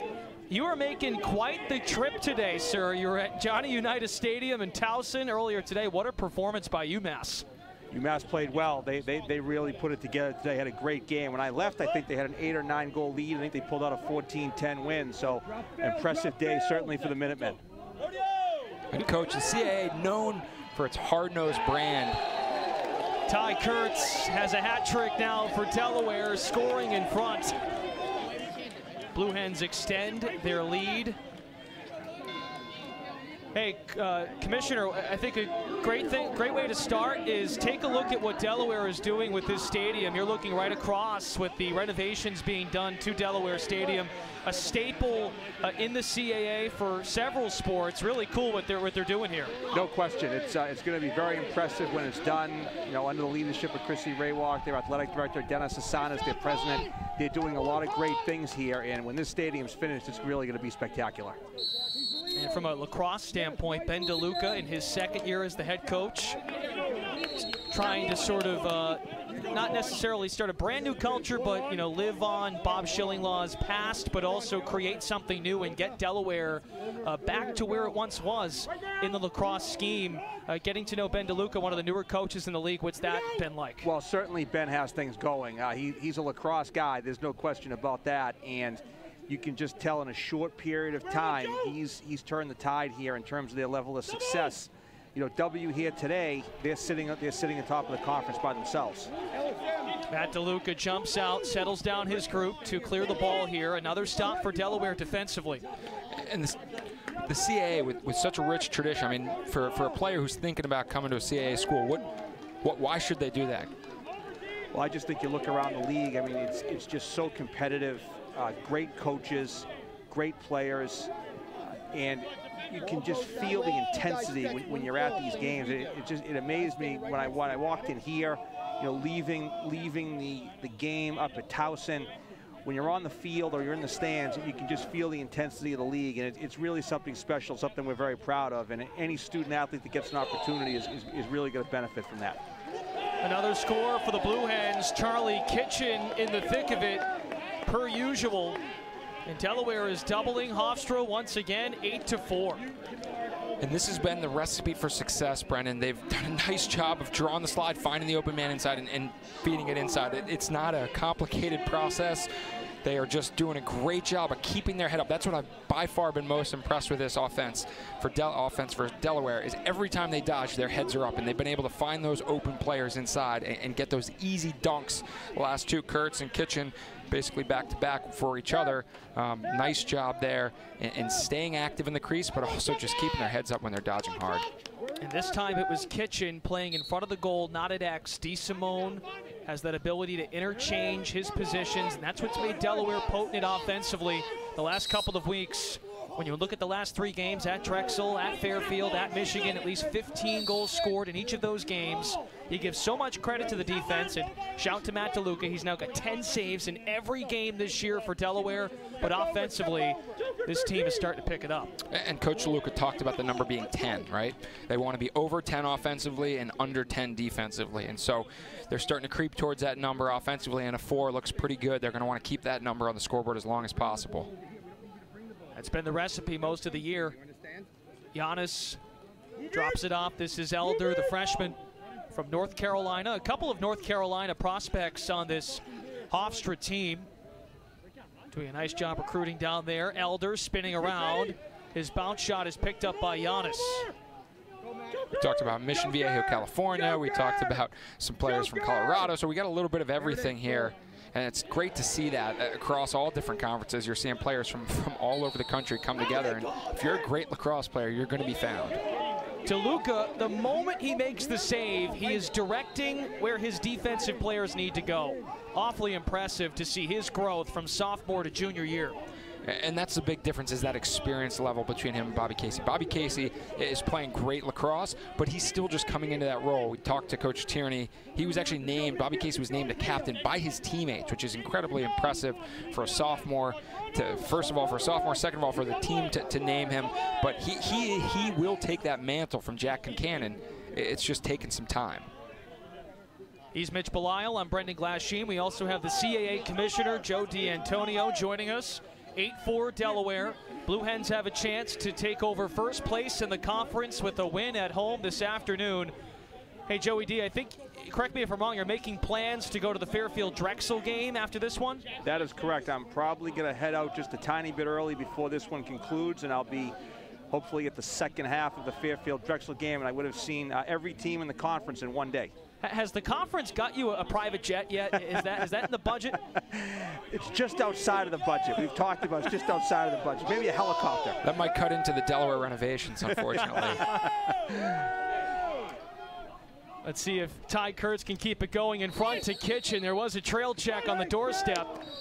Clean play. Casey looks to clear. Charlie Kitchen lost a glove. He doesn't know where it is. Oh, he found it. It was almost halfway back to midfield there. You know, Commissioner, when you make these trips, and we're talking men's lacrosse, of course, because this is what the day's been about for us here at LSN, what's the camaraderie like and the level of play? Because you've had a chance now to really soak this in the last couple of years. The level of play seems to really be evening out across the 6 teams. No question. The level of play certainly has elevated itself and evened out. And I think there's an awful lot of respect between the coaches and the student athletes of all 6 teams because of that fact. There's a great deal of parity in this league. Any given day, you better be ready to play or they're going to come get you. And what do you see as changes for the CAA coming down the line? Where do you see the sport going? Is it going to continue growing, or what are some of the things that we can look for from the CAA in lacrosse specifically as we move forward? Well, I think the big things of what we talked about, we're just continuing to get better and better talent into the league because I think the league is continuing to gain more and more respect nationally. And as that happens, hopefully we're able to up the ante within our conference in terms of respect around the league. Certainly opportunity for 2 bids into the tournament would be something that I think should be a goal, and I don't see any reason why we can't reach that. And then ultimately, you know, there's no reason why, I said this when I first started, there's no reason why in men's and women's lacrosse we can't win a national championship. And you saw it happen on the women's side with JMU, and I feel confident with the way these programs have elevated themselves that we're headed in that direction in the men's sport as well. Awfully close 2 years ago. Towson, a Final Four team, falling to Ohio State at Gillette Stadium, right on the cusp. Diving shot by Tolmie. Hofstra on the man up for the 4th time, and that's a big stop for DeLuca and company to drain some clock on this man up chance. And Hofstra, a couple good potent opportunities there. That's the first time they've really challenged this half, and one time Matt DeLuca getting bailed out by the crossbar, another time doing a nice job of hugging his pipe. So they're able to get away unscathed there, but Hofstra, they're going to need to continue winning faceoffs and having those long driving possessions, but ultimately at the end they're going to have to start scoring. Dean DeSimone has a couple today on the man up. Can he get the shorty? It bounces in. Sports Center top 10 right there. That's beating a double team and wrapping it around your defenseman. What an individual effort there by Dean DeSimone. Great job. Nice physical slide there. Defenseman just has to stay on his back there. Number 7, Dominic Pryor, does a good job now. The double comes. He has to stay on that and make sure he can't escape that double team before getting the shot off. Hat trick for DeSimone, a hat trick for the freshman Ty Kurtz. Commissioner of the CAA, Joe D'Antonio, is with us here in the 3rd quarter. Delaware is starting to take off now, up 9-4. Anything else, Commissioner, that we can look forward to across the conference? What are some of the things going on in the offices and things that you guys are sort of looking forward to here as the spring season winds down? Well, certainly we're getting ready for our spring championships. I think that's the big thing right now. Obviously, we're a little bit away from the men's and women's lacrosse championships, but we're right in the thick of our tennis championship. Softball's right around the corner. Baseball's right around the corner. Track is right around the corner. So it's a busy time right now, but a fun time. I think any time you can get student athletes into a championship environment, it's very positive, and we take great pride in obviously putting on the best experience that we can for the student athletes as they move into that championship period. So that's really what's happening right now, and we're very excited for that period of time. Tell you what, you might want to get comfortable right where you're standing, because if Delaware keeps this up, they're going to be in a prime position to host the CAA tournament. There's no question. I'm gonna have to get that helicopter ready to go back and forth from here to JMU. So we'll put that order in now. All right. Well, hey, we'll let you go. And, hey, enjoy some of this. Enjoy the weather. We have beautiful weather here. The cloud cover is nice to sort of alleviate the heat. But Commissioner of the CAA, Joe D'Antonio, thanks for the time. Thanks for having me on, guys. We appreciate the partnership with LSN. You guys are doing a great job, so thank you. Thank you, sir. Good stuff from Joey D. 9-4. Delaware has scored all 3 goals of this 3rd quarter. And we are 7 minutes and change in. What adjustments here, Mitch, does Hofstra have to make? Well, Hofstra's luckily back at the spot where they want to be, which is at the faceoff X. That's the one place they've been having a ton of success, but it hasn't turned into success in the offensive end. And ultimately, they got to get these possessions, and they need to get everyone to get a touch. I keep saying it, but the truth is, we see one player that gets the ball, he drives, and then he gets double teamed or stripped. So they need to hunt the ball down, make sure Ryan Tierney's getting a touch. He's basically been face guarded by Haynes all game, and Haynes has been doing a phenomenal job there. But they need to work really hard to get the ball. And, you know, Ryan Tierney, he's their clutch go-to guy. He needs to find a way to either get involved, whether that's setting picks or whether that's using picks to get himself open and get the ball on his stick. For Delaware, Charlie Kitchen, 5 points today, 2 goals, 3 assists. Tough feed in the front. That was intended for McIntosh. Not a lot of wiggle room to make that reception on the doorstep. So a turnover for Hofstra. Meanwhile, another standout today, Dean DeSimone. That last goal was scored, even strength, so he's up to 3 goals. He also has 2 assists in this one today. So a nice afternoon for DeSimone and Kitchen on the Delaware side.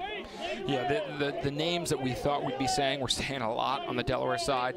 Matt DeLuca starts on the back end. Everyone doing a good job in front of him. Austin Haynes really locking down Ryan Tierney. And then on Hofstra's side, they've gotten a little bit from everyone, but not enough right now to keep them in this game yet. 12 saves for Matt DeLuca. Again, if you missed it, he's got double-digit saves in every game this year for Delaware. DeLuca up over 450 saves for the season. Blue Hens on offense. Here's Kyle Kavinsky. He gives it off now to Finnegan. Nice dish. Kurtz diving save. Bobby Casey. And that's something you're not going to see. Kurtz in front of the goal, wide open, not scoring. It was a little bit of a forward pass where he's kind of falling as he shot that, wasn't able to change planes. I think if that's right on the money, he might be looking at another goal. But good job, nice save by Bobby Casey, and now Hofstra is going to go to work. This is where Ryan Tierney needs to start working to get the ball. They got to get the ball into his stick.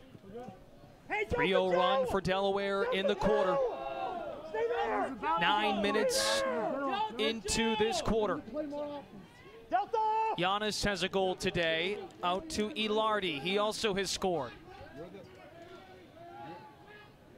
Tierney sets the pick. He's being defended by Austin Haynes, the long pole, preseason all CAA. And there you see him explode away from Haynes there, trying to get the ball. He was just biding his time, and now he'll go to work. Double team comes. Tried to feed it to McIntosh over the top. A defender was there, and it might have been a hold or a push of some sort to now still keep the ball with Hofstra. Fresh 80-second shot clock. And this is the challenge for Hofstra and Ryan Tierney. He's locked off. He's not really part of this offense. He pops out. He gets the ball, drives. He's got to do that again. He's got to keep doing that, and that gets really tiring. So can the other players step up and make sure that they're making plays so he doesn't have to feel like he's doing all the work? Elder, a tough shot, falling down to his knees. The freshman from Mooresville, North Carolina. From Lake Norman High School in Mooresville, the all-time leading scorer in program history. Throws that one behind Cage, so possession to Delaware. It clears the midfield line. Bryce Reed with possession. Lake Norman, you ever been there? Just north of Charlotte. Beautiful. I have not. Beautiful part of the country. Hey, be simple on those sides. Mentioned it earlier, Hofstra's got some studs from North Carolina on the roster. Keegan Santos from Wilmington, North Carolina. Mentioned Elder as well.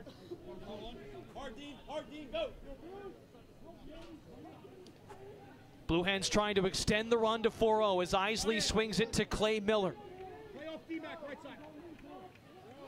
And this is where Hofstra can take long possessions now, really let the shot clock run down, make sure with a 5-goal lead, it's not like a big enough cushion that you can just roll the ball in the corner every time, but you can wait for a really good look. And the way that they've been attacking from X and finding those open seams in front, that's how they're probably going to look to end most of these possessions.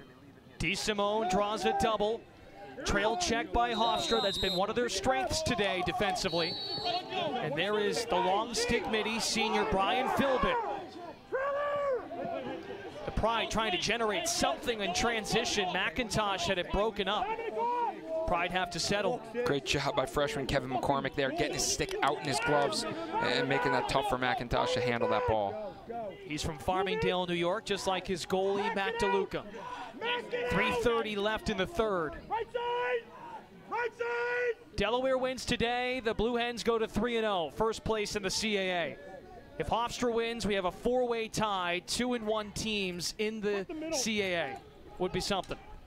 Off-balance shot. It's wide from Kennard, backed up by Giannis. Let's go! Let's go! Strasner on him. Giannis coming in, saved by DeLuca, standing on his head in this second half. And that's the first time we've seen Giannis since the first quarter really work his man and go hard to the cage. I want to see more of that. It works. DeLuca bailed him out there with a huge save, but give that to Giannis. Let him go to work. We haven't seen that, and they're not giving him the space to operate. There is a flag down after Delaware cleared the ball. Kitchen spins on his pivot foot, and he scores! He loves the post-goal celebrations. Charlie Kitchen has 6 points, 3 assists, and another hat trick. That little no-look kind of over-the-head shot, that's been something that's been a trademark of really the CAA the last couple games. We've seen that defenseman or attackman drive and then get their shoulders out and away and snap that right over the defenseman's head. As a defender, it's really hard to defend someone because it seems like they're running away from the goal, but they do a nice job of pushing off, like you said, that back foot, whipping that momentum and then keeping that high to high. It's key for goalies there to stay high and try to help you out, and then defensively try to get your stick up in that lane so he can't shoot it right over the top of your head. With 3 goals in this one, Kitchen now has 31 for the season. Ryan Tierney only has 1 for Hofstra. So Kitchen is just 2 goals back of Tierney for one of the tops in the league. Ty Kurtz is leveled at midfield. Many flags come in. Ryan Tierney was right in the thick of it. And we're seeing things get a little physical. I think that was a case of a high hit that he didn't mean to come up on him. He just came up high. It looks like that's going to be Ryan Tierney going to the box. That may be a 2-minute non-releasable there. He got him high for sure with his stick. It's Jason Sider who went down, 23 in the white, who was being looked at by the training staff. The officials send the message to both sidelines and cheers on the Delaware sideline. It looks like they only locked him in for a minute, but he is not allowed out. So look for Delaware to look for that skip pass back up to DeSimone. That's worked 2 out of 3 times that they've had man-up opportunities. And then if you're Hofstra, maybe you look at either shutting DeSimone or trying a different set where you can get a pull out to him before he's able to rip off that 18-yard shot. This is a key man-down stop for Hofstra. It's 4-0 Delaware in the second half, up by 6 goals, 2:20 left in this quarter. Kitchen operates from X. Kurtz is on the left wing. Now it's Isley. That one's wide. He's trying to get involved on the act today. 5 goals last game, still nothing today for the senior and captain. And he's one of those guys that the Coach Lucas said is such a good leader. He's probably okay with that if he doesn't get points on the board as long as they're getting that W. It's on the right wing. Kurtz on the left side, up top to Reed. Now it's DeSimone. Flicks it back, Isley. Shot, save, Casey. Great save by Bobby Casey. Delaware is doing a nice job of firing the ball through those skip lanes. We talked about earlier how good Hofstra was at putting their sticks in those lanes. Now they're starting to get tired. You see those passes starting to make their way through. This is where, as a defense, you got to cover those skip lanes and make sure that they can only pass to the man next to them. Delaware 2 for 4 on the man up today. Jackson Finnegan, number 2 to DeSimone. Isley, shot. Casey stops it. Some life for the Pride. Now, the attack has to hunt the ball down right now. A lot of standing around by the Hofstra attack, waiting for their middies to do the work. They got to go get that ball.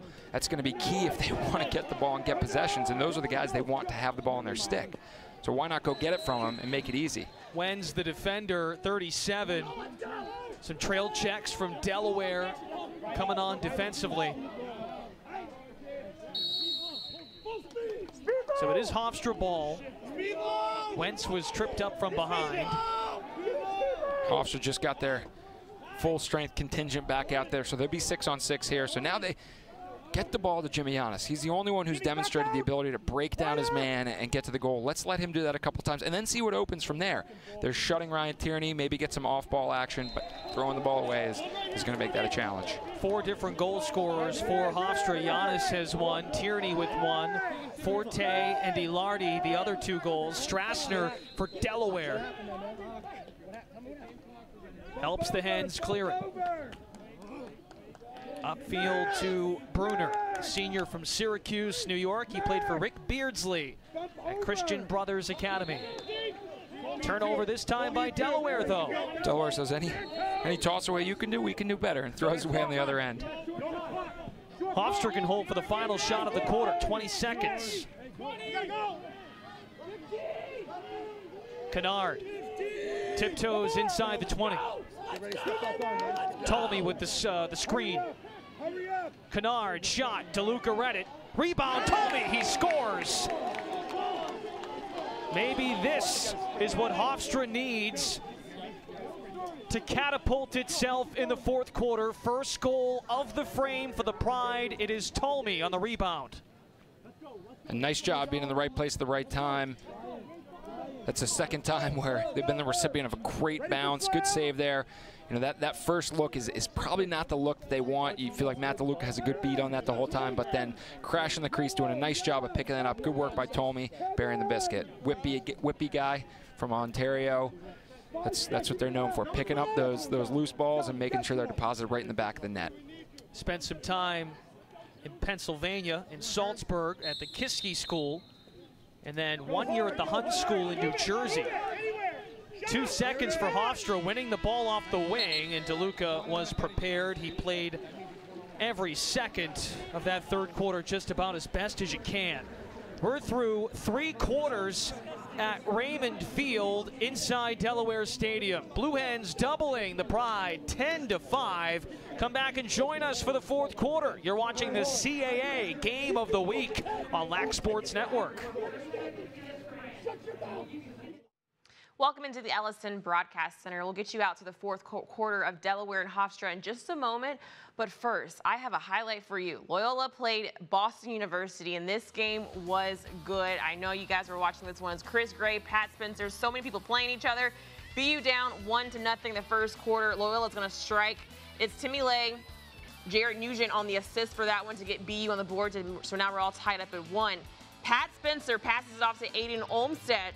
That's going to be Pat Spencer's only assist of the game.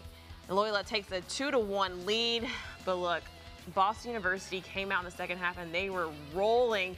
That Sean McGovern fires a final goal for BU to make it 18-11, and Boston University takes down Loyola in thrilling fashion. Number 2 goes down. Now, another big storyline about this was Pat Spencer. He was held to just that 1 point in the game, so he missed the chance to move on the all-time NCAA scoring list, still sitting at number 6. It is the first time he's been held to no goals and only 1 assist since the last time he played at BU. That was 2 years ago. So Boston University is on to something. Now for more, make sure you tune in tonight at 9 p.m. Eastern for Lacrosse Now. We'll have all the highlights and all the analysis, so make sure you are watching on the Ellison app or lacsn.com. For more, let's get you out to the 4th quarter of Delaware and Hofstra. Take it away.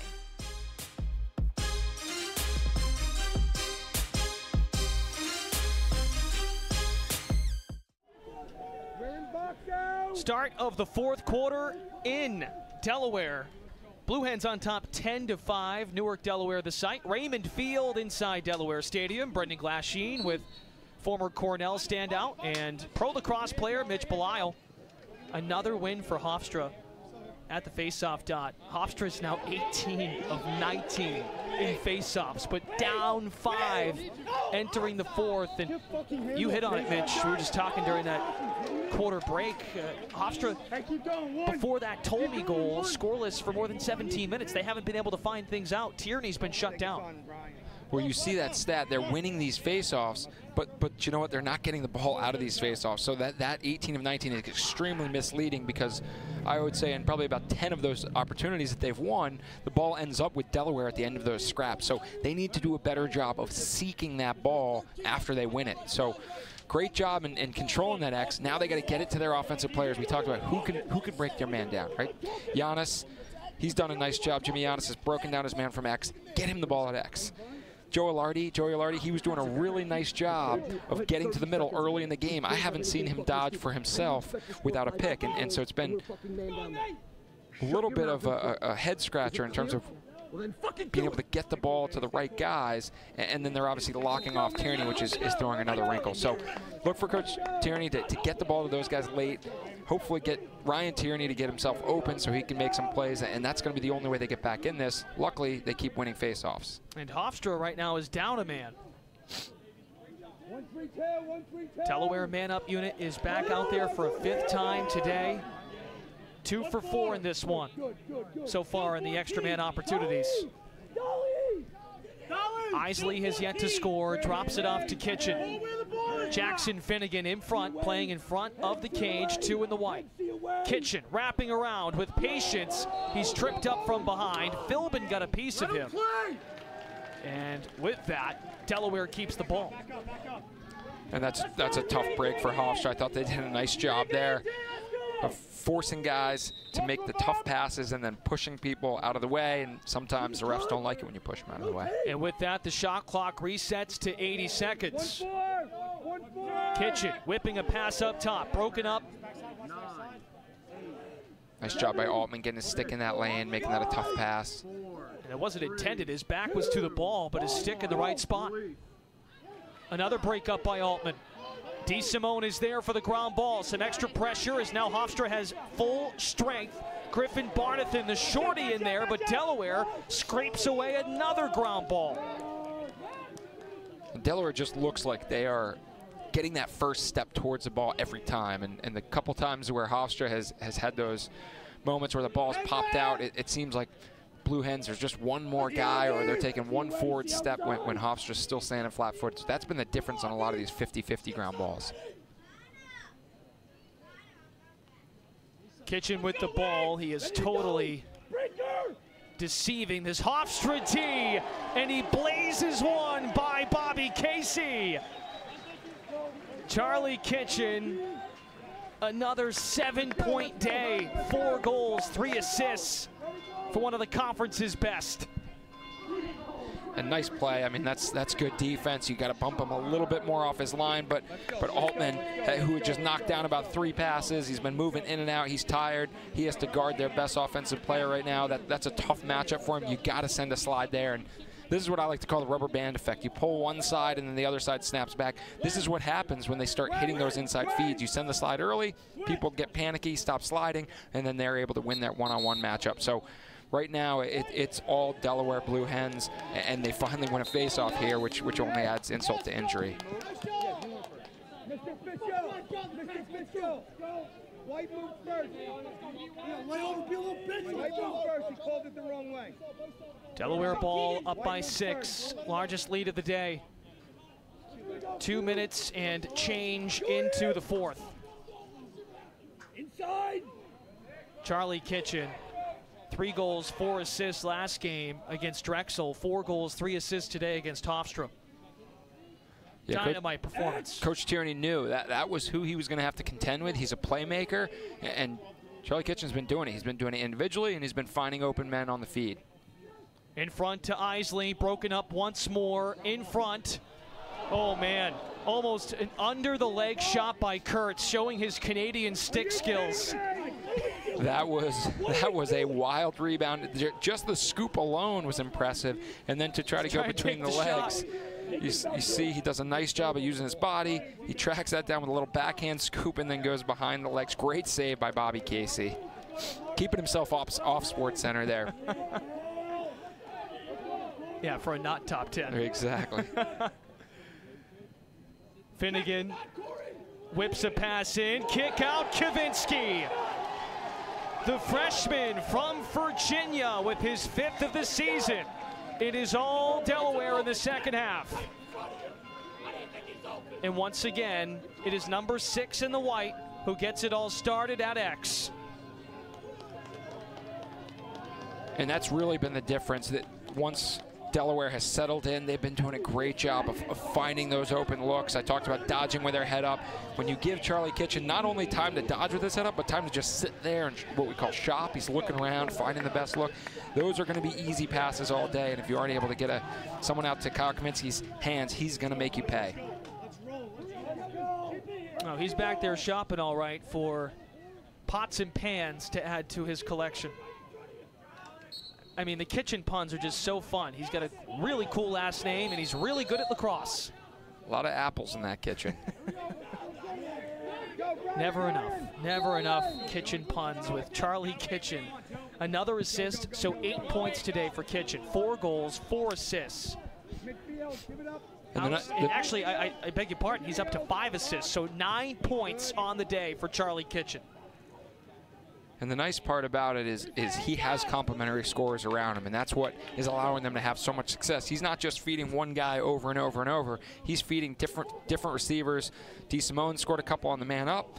We just see Kaminsky there, so it's nice that he has a lot of options to throw the ball to.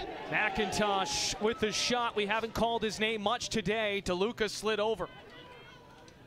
Another save from Matt DeLuca. Delaware looking to clear with under 11 minutes to go in regulation. And Hofstra has had a few times where they're getting bailed out here by plays that Delaware is making, but they need to be able to capitalize at the end of those. 15 saves for DeLuca. Here's Kennard spinning around Haynes. He broke it up. Bruner was there as well. I talked earlier about the trail check. You saw that right there. Haynes putting himself in a good position. He gets beat by a half a step, and he gets a nice trail check in. Tough shot. That was DeLuca's stick that nicked the post. It was not the ball. Here comes Delaware the other way, left to right. It's Strasner, the defender, who hails from Charlotte, North Carolina. We talked about the North Carolina presence on the Hofstra side. We mentioned a couple of names. Don't want to leave out the freshman Sterling Ardrey. He hails from Charlotte, so 3 players for Hofstra from North Carolina. Ardrey spent his prep lacrosse in Chattanooga, Tennessee, U.S. Lacrosse All-American during his time there. And Brennan, Hofstra's defense looks extremely disjointed right there. Isley just picked up a ball and kind of shoveled it at the goal, and no one was even around him. He probably had time to turn around. It seemed like all the Hofstra defensemen were waiting for someone else to play him. So they need to figure out a way to get on the same page, and not just for this game, but for the rest of the CAA schedule that's ahead of them. They're going to have to do some soul searching in terms of who's taking over, who's directing traffic, and how are we going to get here on the same page. Largest lead of the game for the Blue Hens, up by 7, 12-5 with 9:25 left. And that's when you really start to wonder where Seth Tierney's mind is at. The 13th year head coach, the longest tenured head coach in the conference. Tolmie throws it away. He sensed that his team has found an identity, and he was okay with the identity being found 11 games into the year. But now you have a speed bump like this. Still plenty of season left with 2 conference games to go.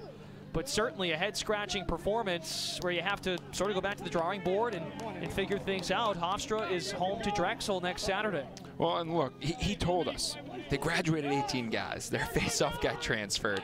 Their defensive coordinator went to UNC. This is like a whole turnover of pretty much everybody, right? He's himself, his son, a couple other guys are really the only, Jimmy Giannis, a couple pieces are left. Everyone else is brand new. So when we say they got to find that way to get on the same page, like that's what happens when you have a young team. You're going to need to make sure that you communicate, that you start getting that confidence to have that communication. So that takes time, and I think he understands it's a process. He says we're still finding our way. We got to be nimble. And so these kind of losses, while they may be a little bit humbling, I think they show you a lot about what it's going to take to get back to that level of having that older team with such a dynamic of leadership. And you said it, 18 guys graduate this year.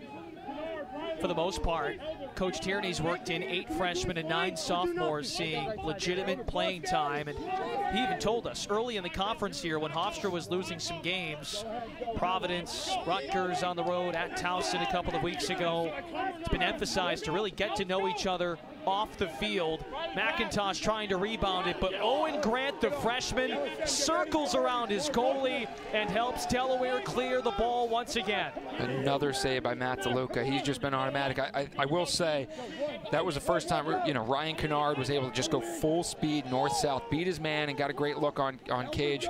And Matt DeLuca just impenetrable right now, but that's what I want to see from these Hofstra players, is get that space and speed and just drive north-south and get that hard dodge to the goal. That's how they're going to get the opportunities.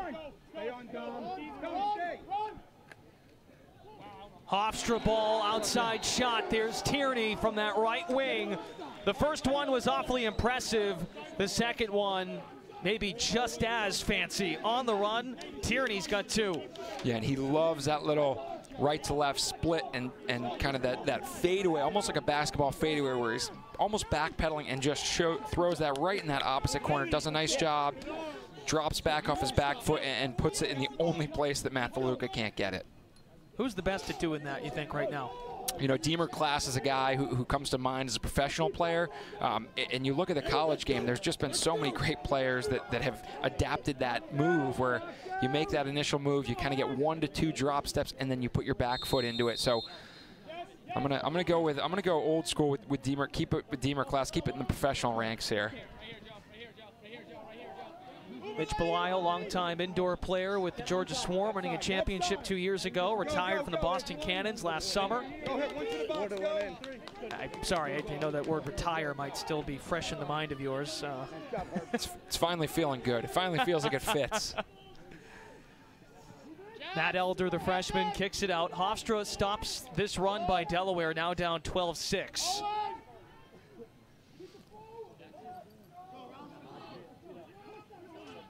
Forte, the red shirt, sophomore.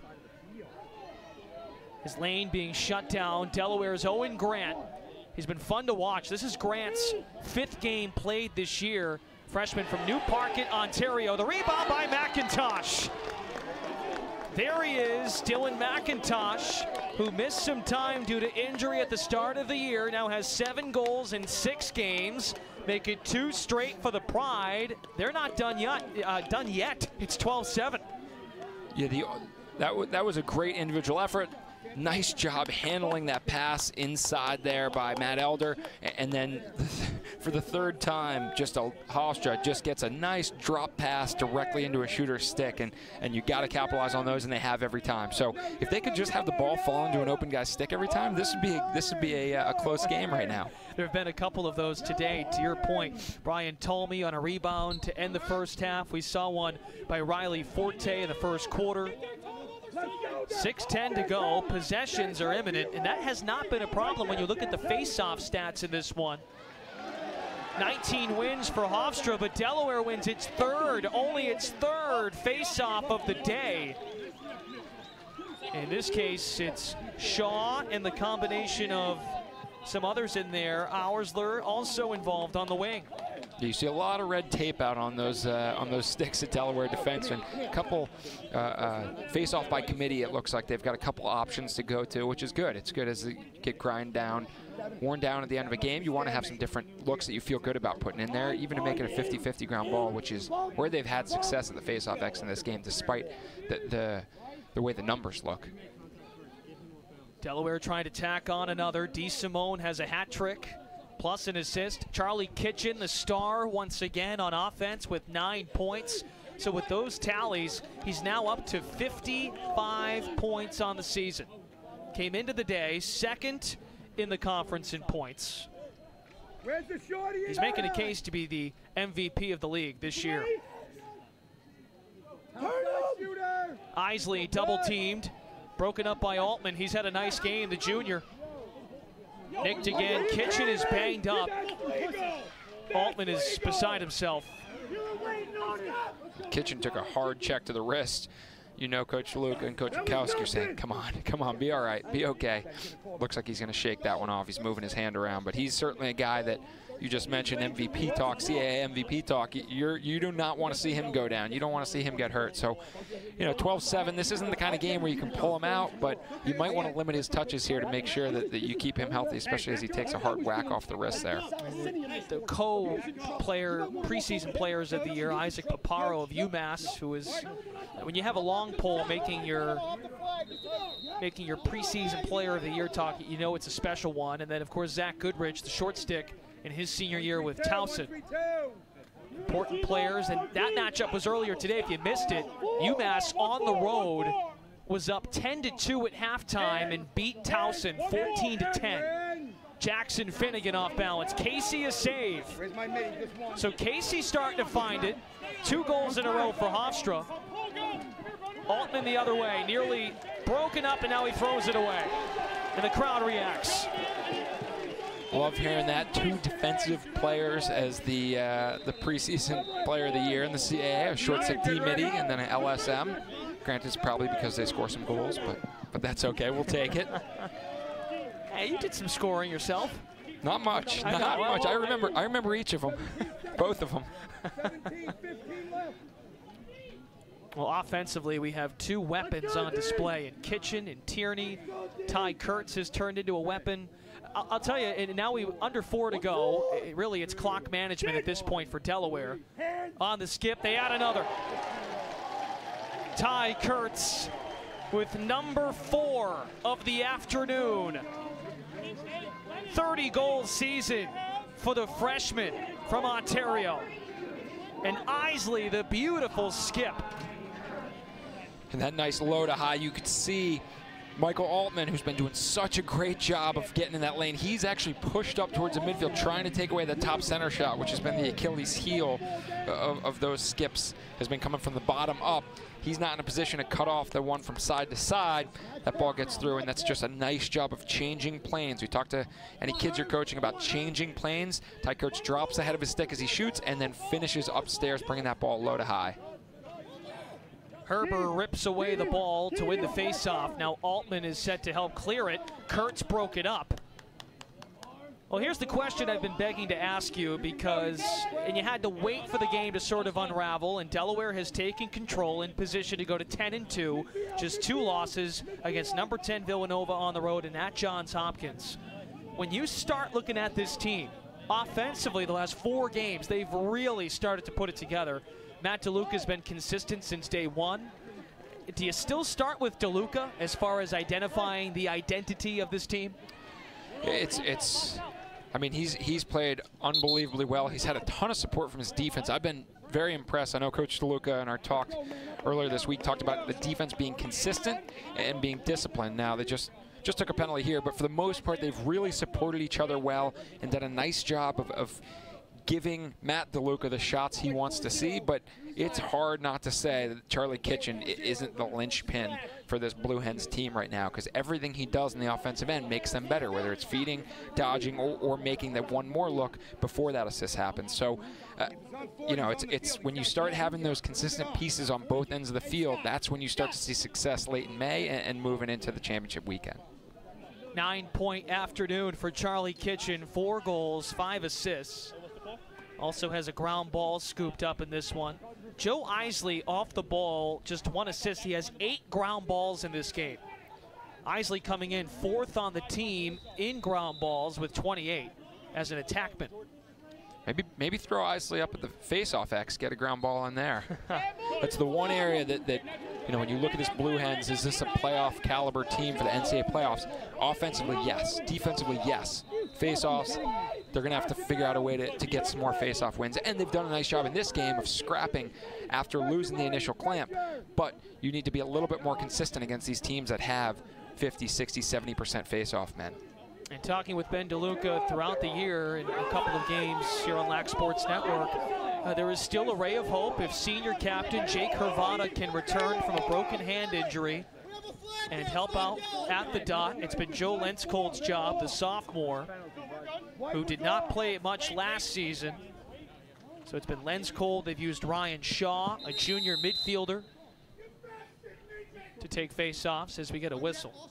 And Coach DeLuca has been key to say that Jake Hrvata, despite not being on the field, he has been an incredible leader through injury for the team. So that's something that's great to hear when your guys are getting hurt and you still feel like they're contributing off the field. That's a big piece of building that culture. You talked about a couple of times, Coach DeLuca, bringing that hard hat mentality, and if your guys that are even injured are doing that, that's a good thing. 1 minute penalty against the pride of Hofstra. So more clock to be drained here by Delaware. 80 seconds on the shot clock, 2:16 on the game clock. Delaware is going to sit atop the CAA standings after today at 3-0. Hofstra will fall to 1-2. And then tied for second place, Towson and UMass, thanks to the UMass win on the road at Johnny Unitas Stadium, 14-10 earlier this afternoon.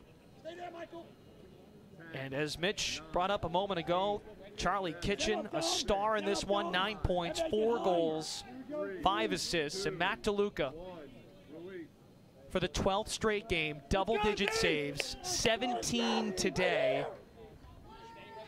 He's at .464 for the season through 12 games. His saves per game number coming in was 9th best in the country at 13.73.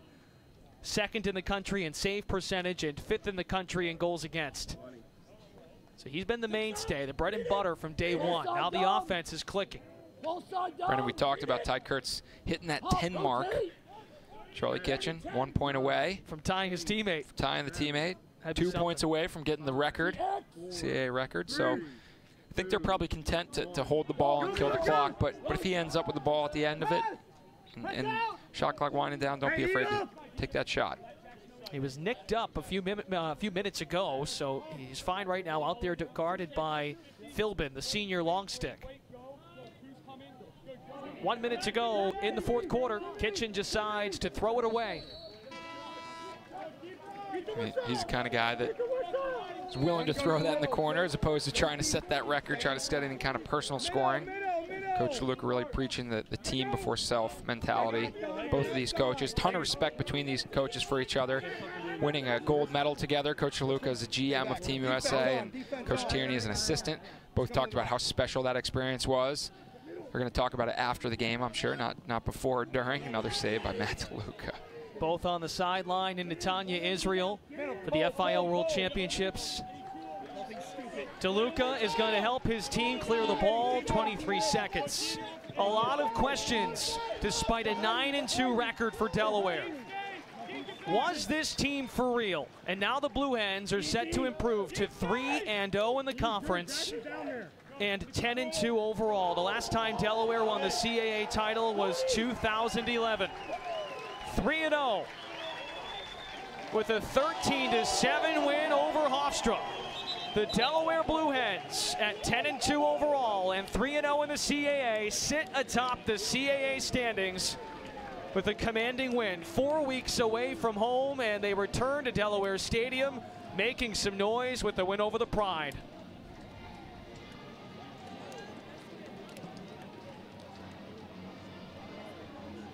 Charlie Kitchen, 4 goals, 5 assists. Matt DeLuca, 17 saves. Just a terrific game, Mitch. Yeah, Brennan, you mentioned, the 9-2, but 9-2, but who have they played? 9-2, but what are their wins? A tough Hofstra team, they come out and they get a convincing win over them. I think the key here is looking at the play of their goalie and their defense, starting to gel, and then looking at their offense. They have those two elements. Can they put everything in between together? And they're going to have to do that with both Towson and UMass still to go on that CAA schedule. So they're going to be tested, and now they're really going to find out what they're made of as it comes down to the most 2 important games. 12-game sample. Delaware is 10-2, 3-0 in the CAA. Hofstra falls to 4-8 overall, 1-2 in the CAA. Once again, the final score, the Delaware Blue Hens 13, the Hofstra Pride 7. For Mitch Belisle and our entire crew, my name is Brendan Glasheen. Stay tuned for the LSN post-game show, and tonight, get all the highlights from this weekend's action on Lacrosse Now at 9 p.m. Eastern. Thanks for watching the CAA Game of the Week on LAC Sports Network. Have a great rest of your weekend from Newark, Delaware.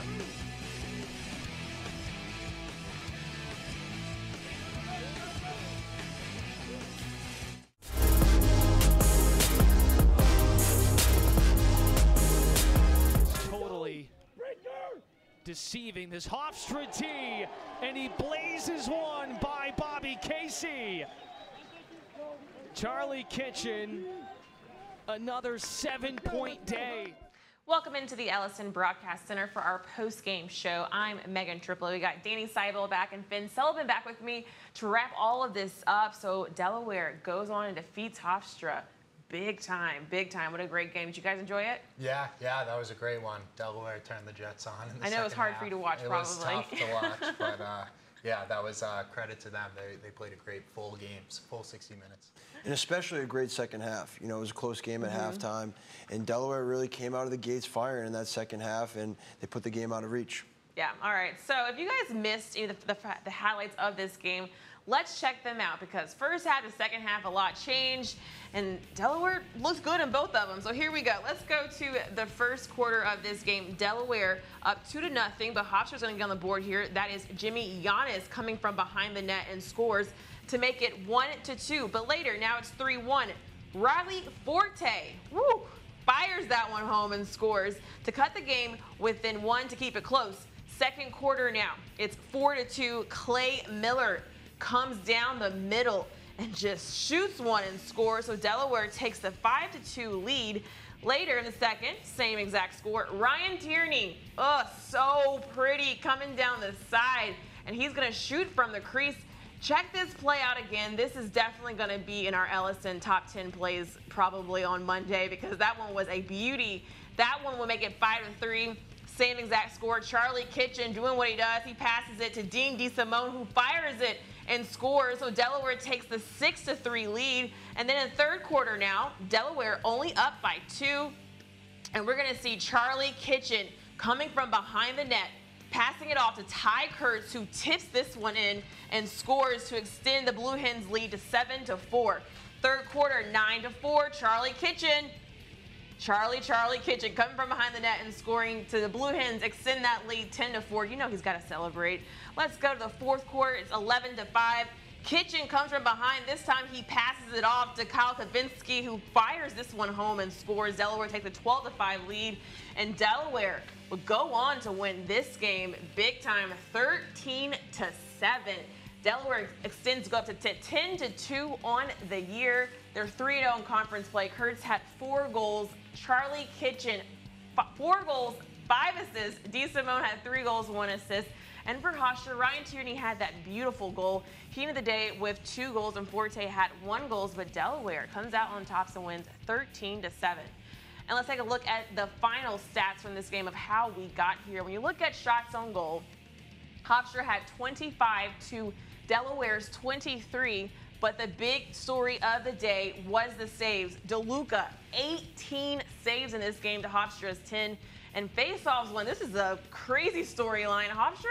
Herbert had won 20 faceoffs when Delaware only got 3. They had 3 different guys try to do the faceoff position, but Hofstra came out on top, but it honestly didn't matter because you had DeLuca in net for Delaware, and they win 13-7. That wasn't our only CAA game. Earlier today, right here on Ellison, it was UMass and Towson. Towson was 2-0 coming into this conference play. Let's go to the first quarter. Towson down 0-0. 1-0. Brendan Sunday comes down the middle. He shoots and he scores. So now we're all tied up at 1. But later, UMass up 2-1. Charlie O'Brien coming from down the side into the middle. He fires that one and scores. UMass extends the lead to 3-1. Still in the first. Now it's 4-1. Ben Spencer coming down the left side. He comes across and scores to Minutemen get the lead 5-1. Let's go to the second quarter now. Towson down 1-7. They're going to get their second goal of the day. Brendan Sunday works his way around the defense, and he scores. So Tigers make it a 5-goal game. Later in the second, it is now 8-2. Devin Spencer from behind passes it off to Jeff Traynor, who scores to make the Minutemen's lead 9-2. They would lead 10-2 at the half. Let's just fast forward to the fourth quarter now. It's 12-4. Isaac Paparo coming down the middle. He fires that one home and scores to make it 13-4. Tigers down 13-5 now. Brendan Sunday trying to do something on a Saturday. He scores. Towson cuts the lead to make it 6-13. UMass up 13-7, but Towson trying to come back in this one. That's Luke Fromart. He shoots low and scores. Towson cuts the game to 5. But UMass is not going to give up on this one. Chris Connolly passes it off to Jeff Trainer, who winds up firing it and scoring. UMass goes up 14-9 there, and the Minutemen would go on to win this game 14-10. Towson does not get revenge over UMass from them beating them twice last year. UMass comes out on top. For UMass, Jeff Trainer had 3 goals. Prosek had 3 goals, and Tobin 1 goal and 1 assist in the day. Brendan Sunday had a great day. He had 5 points in this day, and Tyler Canto only 9 saves in this game. But in Alex Woodall, a guy that we all always talked about with the faceoff position, he won 18 faceoffs in the loss. All right, so let's go back to Hofstra and Delaware first. Danny and Finn, what stood out to you guys in the game? You all said who cleans it up in the second half was going to win. I guess Delaware cleaned it up a little bit. Yeah, I think Delaware definitely cleaned it up in the clearing game and stuff like that. And the funny thing about this game was that Brian Herbert, like you touched on, 20 of 23 faceoffs, and shows that it's not like a lacrosse game where the faceoffs have absolutely no impact on the outcome. You know what I mean? Delaware won 3 faceoffs and still won this game with ease. So definitely a weird one, but yeah. I definitely credit Delaware's defense. You know, they stood strong the whole game. They held Ryan Tierney in check, which is, you know, Hofstra's biggest threat on offense. And DeLuca came up with big saves like he's done all year. Now, when you look at Hofstra, I know it's kind of had to have been tough for you to watch, Finn. What was that moment like for you, just watching it from the background and seeing your Hofstra not be able to come out on top? Yeah, I mean, they fought hard the whole game, you know what I mean? That's Hofstra's always going to give a full 60 minutes under Seth Tierney.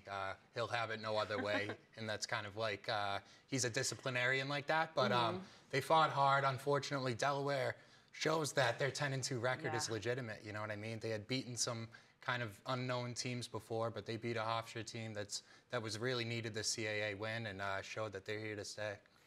Now let's switch over to UMass and Towson now, because that game, I think a lot of people were surprised about the outcome of this game. What did UMass do so wonderfully in that first half alone, Danny? I think it's interesting, too, because it's a similar theme to the Hofstra-Delaware game. You know, Towson was dominant at the faceoff X with Woodall, but they were able to hold strong on defense, keep Towson's offense in check, especially in the first half of the game, and, you know, kind of cruise control to a victory. Towson had a late effort, but it was just a little bit too little too late. It was good to see some life out of them in the second half, but they kind of dug themselves a little too deep in that first half. And now we're taking a look at Sean Escanoni. He had 17 halves, 17 saves in the game. Just talk about his play and how just on top he was for UMass. He's been awesome for them all year. Their defense, you know, gives up shots that are savable. They're not really going to give up shots right on top of the crease, but in the case right there, you know, he makes a diving save on the crease. That's phenomenal, and he had just an outstanding day to lead them to the victory. And then on the opposite end of this, for Tyler Canto, he gave up 10 goals in the first half. You know, Tyler Canto has had a great year for the Towson Tigers, but is there any concern for you guys with Towson, and especially when it comes to that goalie play after what you saw today? I don't think so, in my opinion. You know, Tyler Canto has had such a great season thus far, and he's really helped Towson to a lot of victories, so you can't really knock him. You know, everyone has an off day, and, you know, he still came up with some saves when they needed him, when Towson was trying to bring it close down the stretch. So, no, I don't think there's any concern in cage for Towson. And building off of that, I think Towson's always known as having a strong defense. This year in particular, they've got some unknowns. I think they've been giving up a lot of, you know, shots right on top of Canto, and he's been unable to stop them. But there's no goalie that can stop a lot of these shots. So they have to adjust their defense more than their goaltending, I think. And you talk about defense. Let's talk about now Towson's offense. Something just kind of just looked off. What happened to Towson today? So Sunday got his points, right? He's leading their team in points this season. And, you know, the theme of games that Towson has been losing was, you know, Sunday's been getting held in check. And the first half, the whole Towson offense was held in check. Second half, kind of Sunday got his points. But I think they need to not rely on that one player. They need to play like a 6-man offense, swinging the ball around, working for that easy shot, and really valuing the ball and getting the best option, not the first option. Credit to UMass's defense as well. I think they're top 5 in defense in the country. So, you know, it's tough to score against those guys. they've, you know, like Danny was saying, you'd like to see some other guys step up besides Sunday, but they're definitely a tough unit this year. So now let's look at this bigger picture. We just wrapped up 2 games on the CAA side. So it's kind of like confusing. So you had UMass, they lose to Hofstra but beat Towson. Hofstra beats UMass but loses to Delaware. What does this say about the conference? I mean, it's kind of up in the air right now. The one team that has the destiny right in their hands, I think, is Delaware, that is 3-0 right now.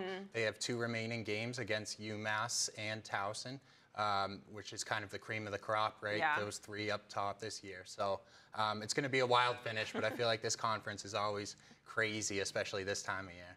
Yeah, the CAA is always a dogfight when it comes to conference play. And like we were saying, you know, Delaware sits in a good spot on top of the league at 3-0, but they don't have a cakewalk to the finish line. Yeah. You know, they face arguably the 2 toughest remaining CAA teams left, which also gives UMass and Towson opportunities, right, to get that #1 seed and put themselves in a good position for the CAA playoffs and maybe even hosting the tournament. Well, you know, we have a couple more weeks left of conference play, so you never know who's going to be on top or who will be hosting the conference tournament, because that's the big storyline, because now Delaware's in the conversation of possibly hosting. Towson wants to host, UMass wants to host, but now we don't even know who's going to, we don't know what's happening. We don't know what's going on. Yeah, I know, it is going to be crazy in the conference. All right, let's take a look at some other games from around the men's game. Some crazy games going on, too. Penn State takes down Michigan 17-7. No surprise there for you guys? No, I mean, Penn State ranked #1 in the country right now and acting accordingly, beating up on a Michigan team it's a conference game, so those are always, you know, they take on a little bit more importance for both sides, but they take care of business today, winning comfortably. Definitely. Penn State's such a full team from top to bottom. You know, we talk about Ament in the attack so much, but, you know, they have awesome midfielders, Arceri at the faceoff X, a great veteran group of defensemen, and Colby Canese between the pipes. You know, they're really a team I'm watching down the stretch of the season. And then look at this. Boston University defeats Loyola 18-11. We all thought this game was going to be good, but I don't think we thought the score was going to be that. This game was tied at 9 at the half. Yeah, it's huge. I mean, I think it was BU went up early, like kind of took control of the game in the first quarter. Loyola storms back in the second to tie it up. So you think Loyola, okay, now they're going to roll and probably win the game. BU says not so fast and actually tips the scales the other way. Ends up winning by 7. I mean, that's pretty wild, and they clearly had some energy coming out for the second half and knew, hey, listen, we belong, we can beat these guys.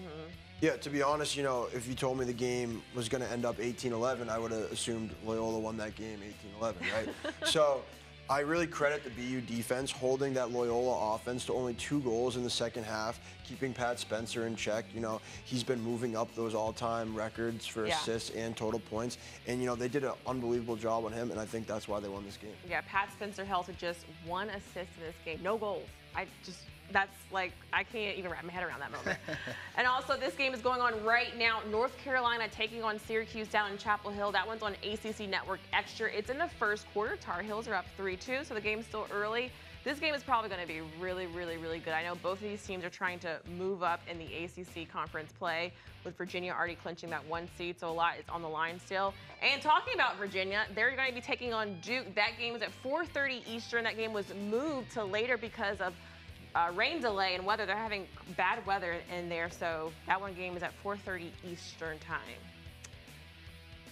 All right, so like always, make sure you're watching tonight at 9 p.m. Eastern for Lacrosse Now. We'll have all the highlights from the day from the men's and women's side and get you caught up on some of those games going on right now, so make sure you are tuned in. Danny and Finn will join us to break down some more games, so make sure you're watching tonight at 9 p.m. Eastern.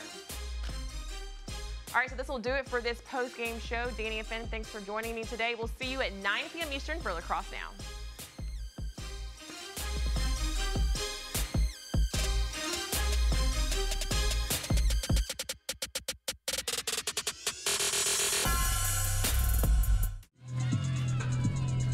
Senior midfielder from Glen Gardner, New Jersey, number 34, Hannah Ryan.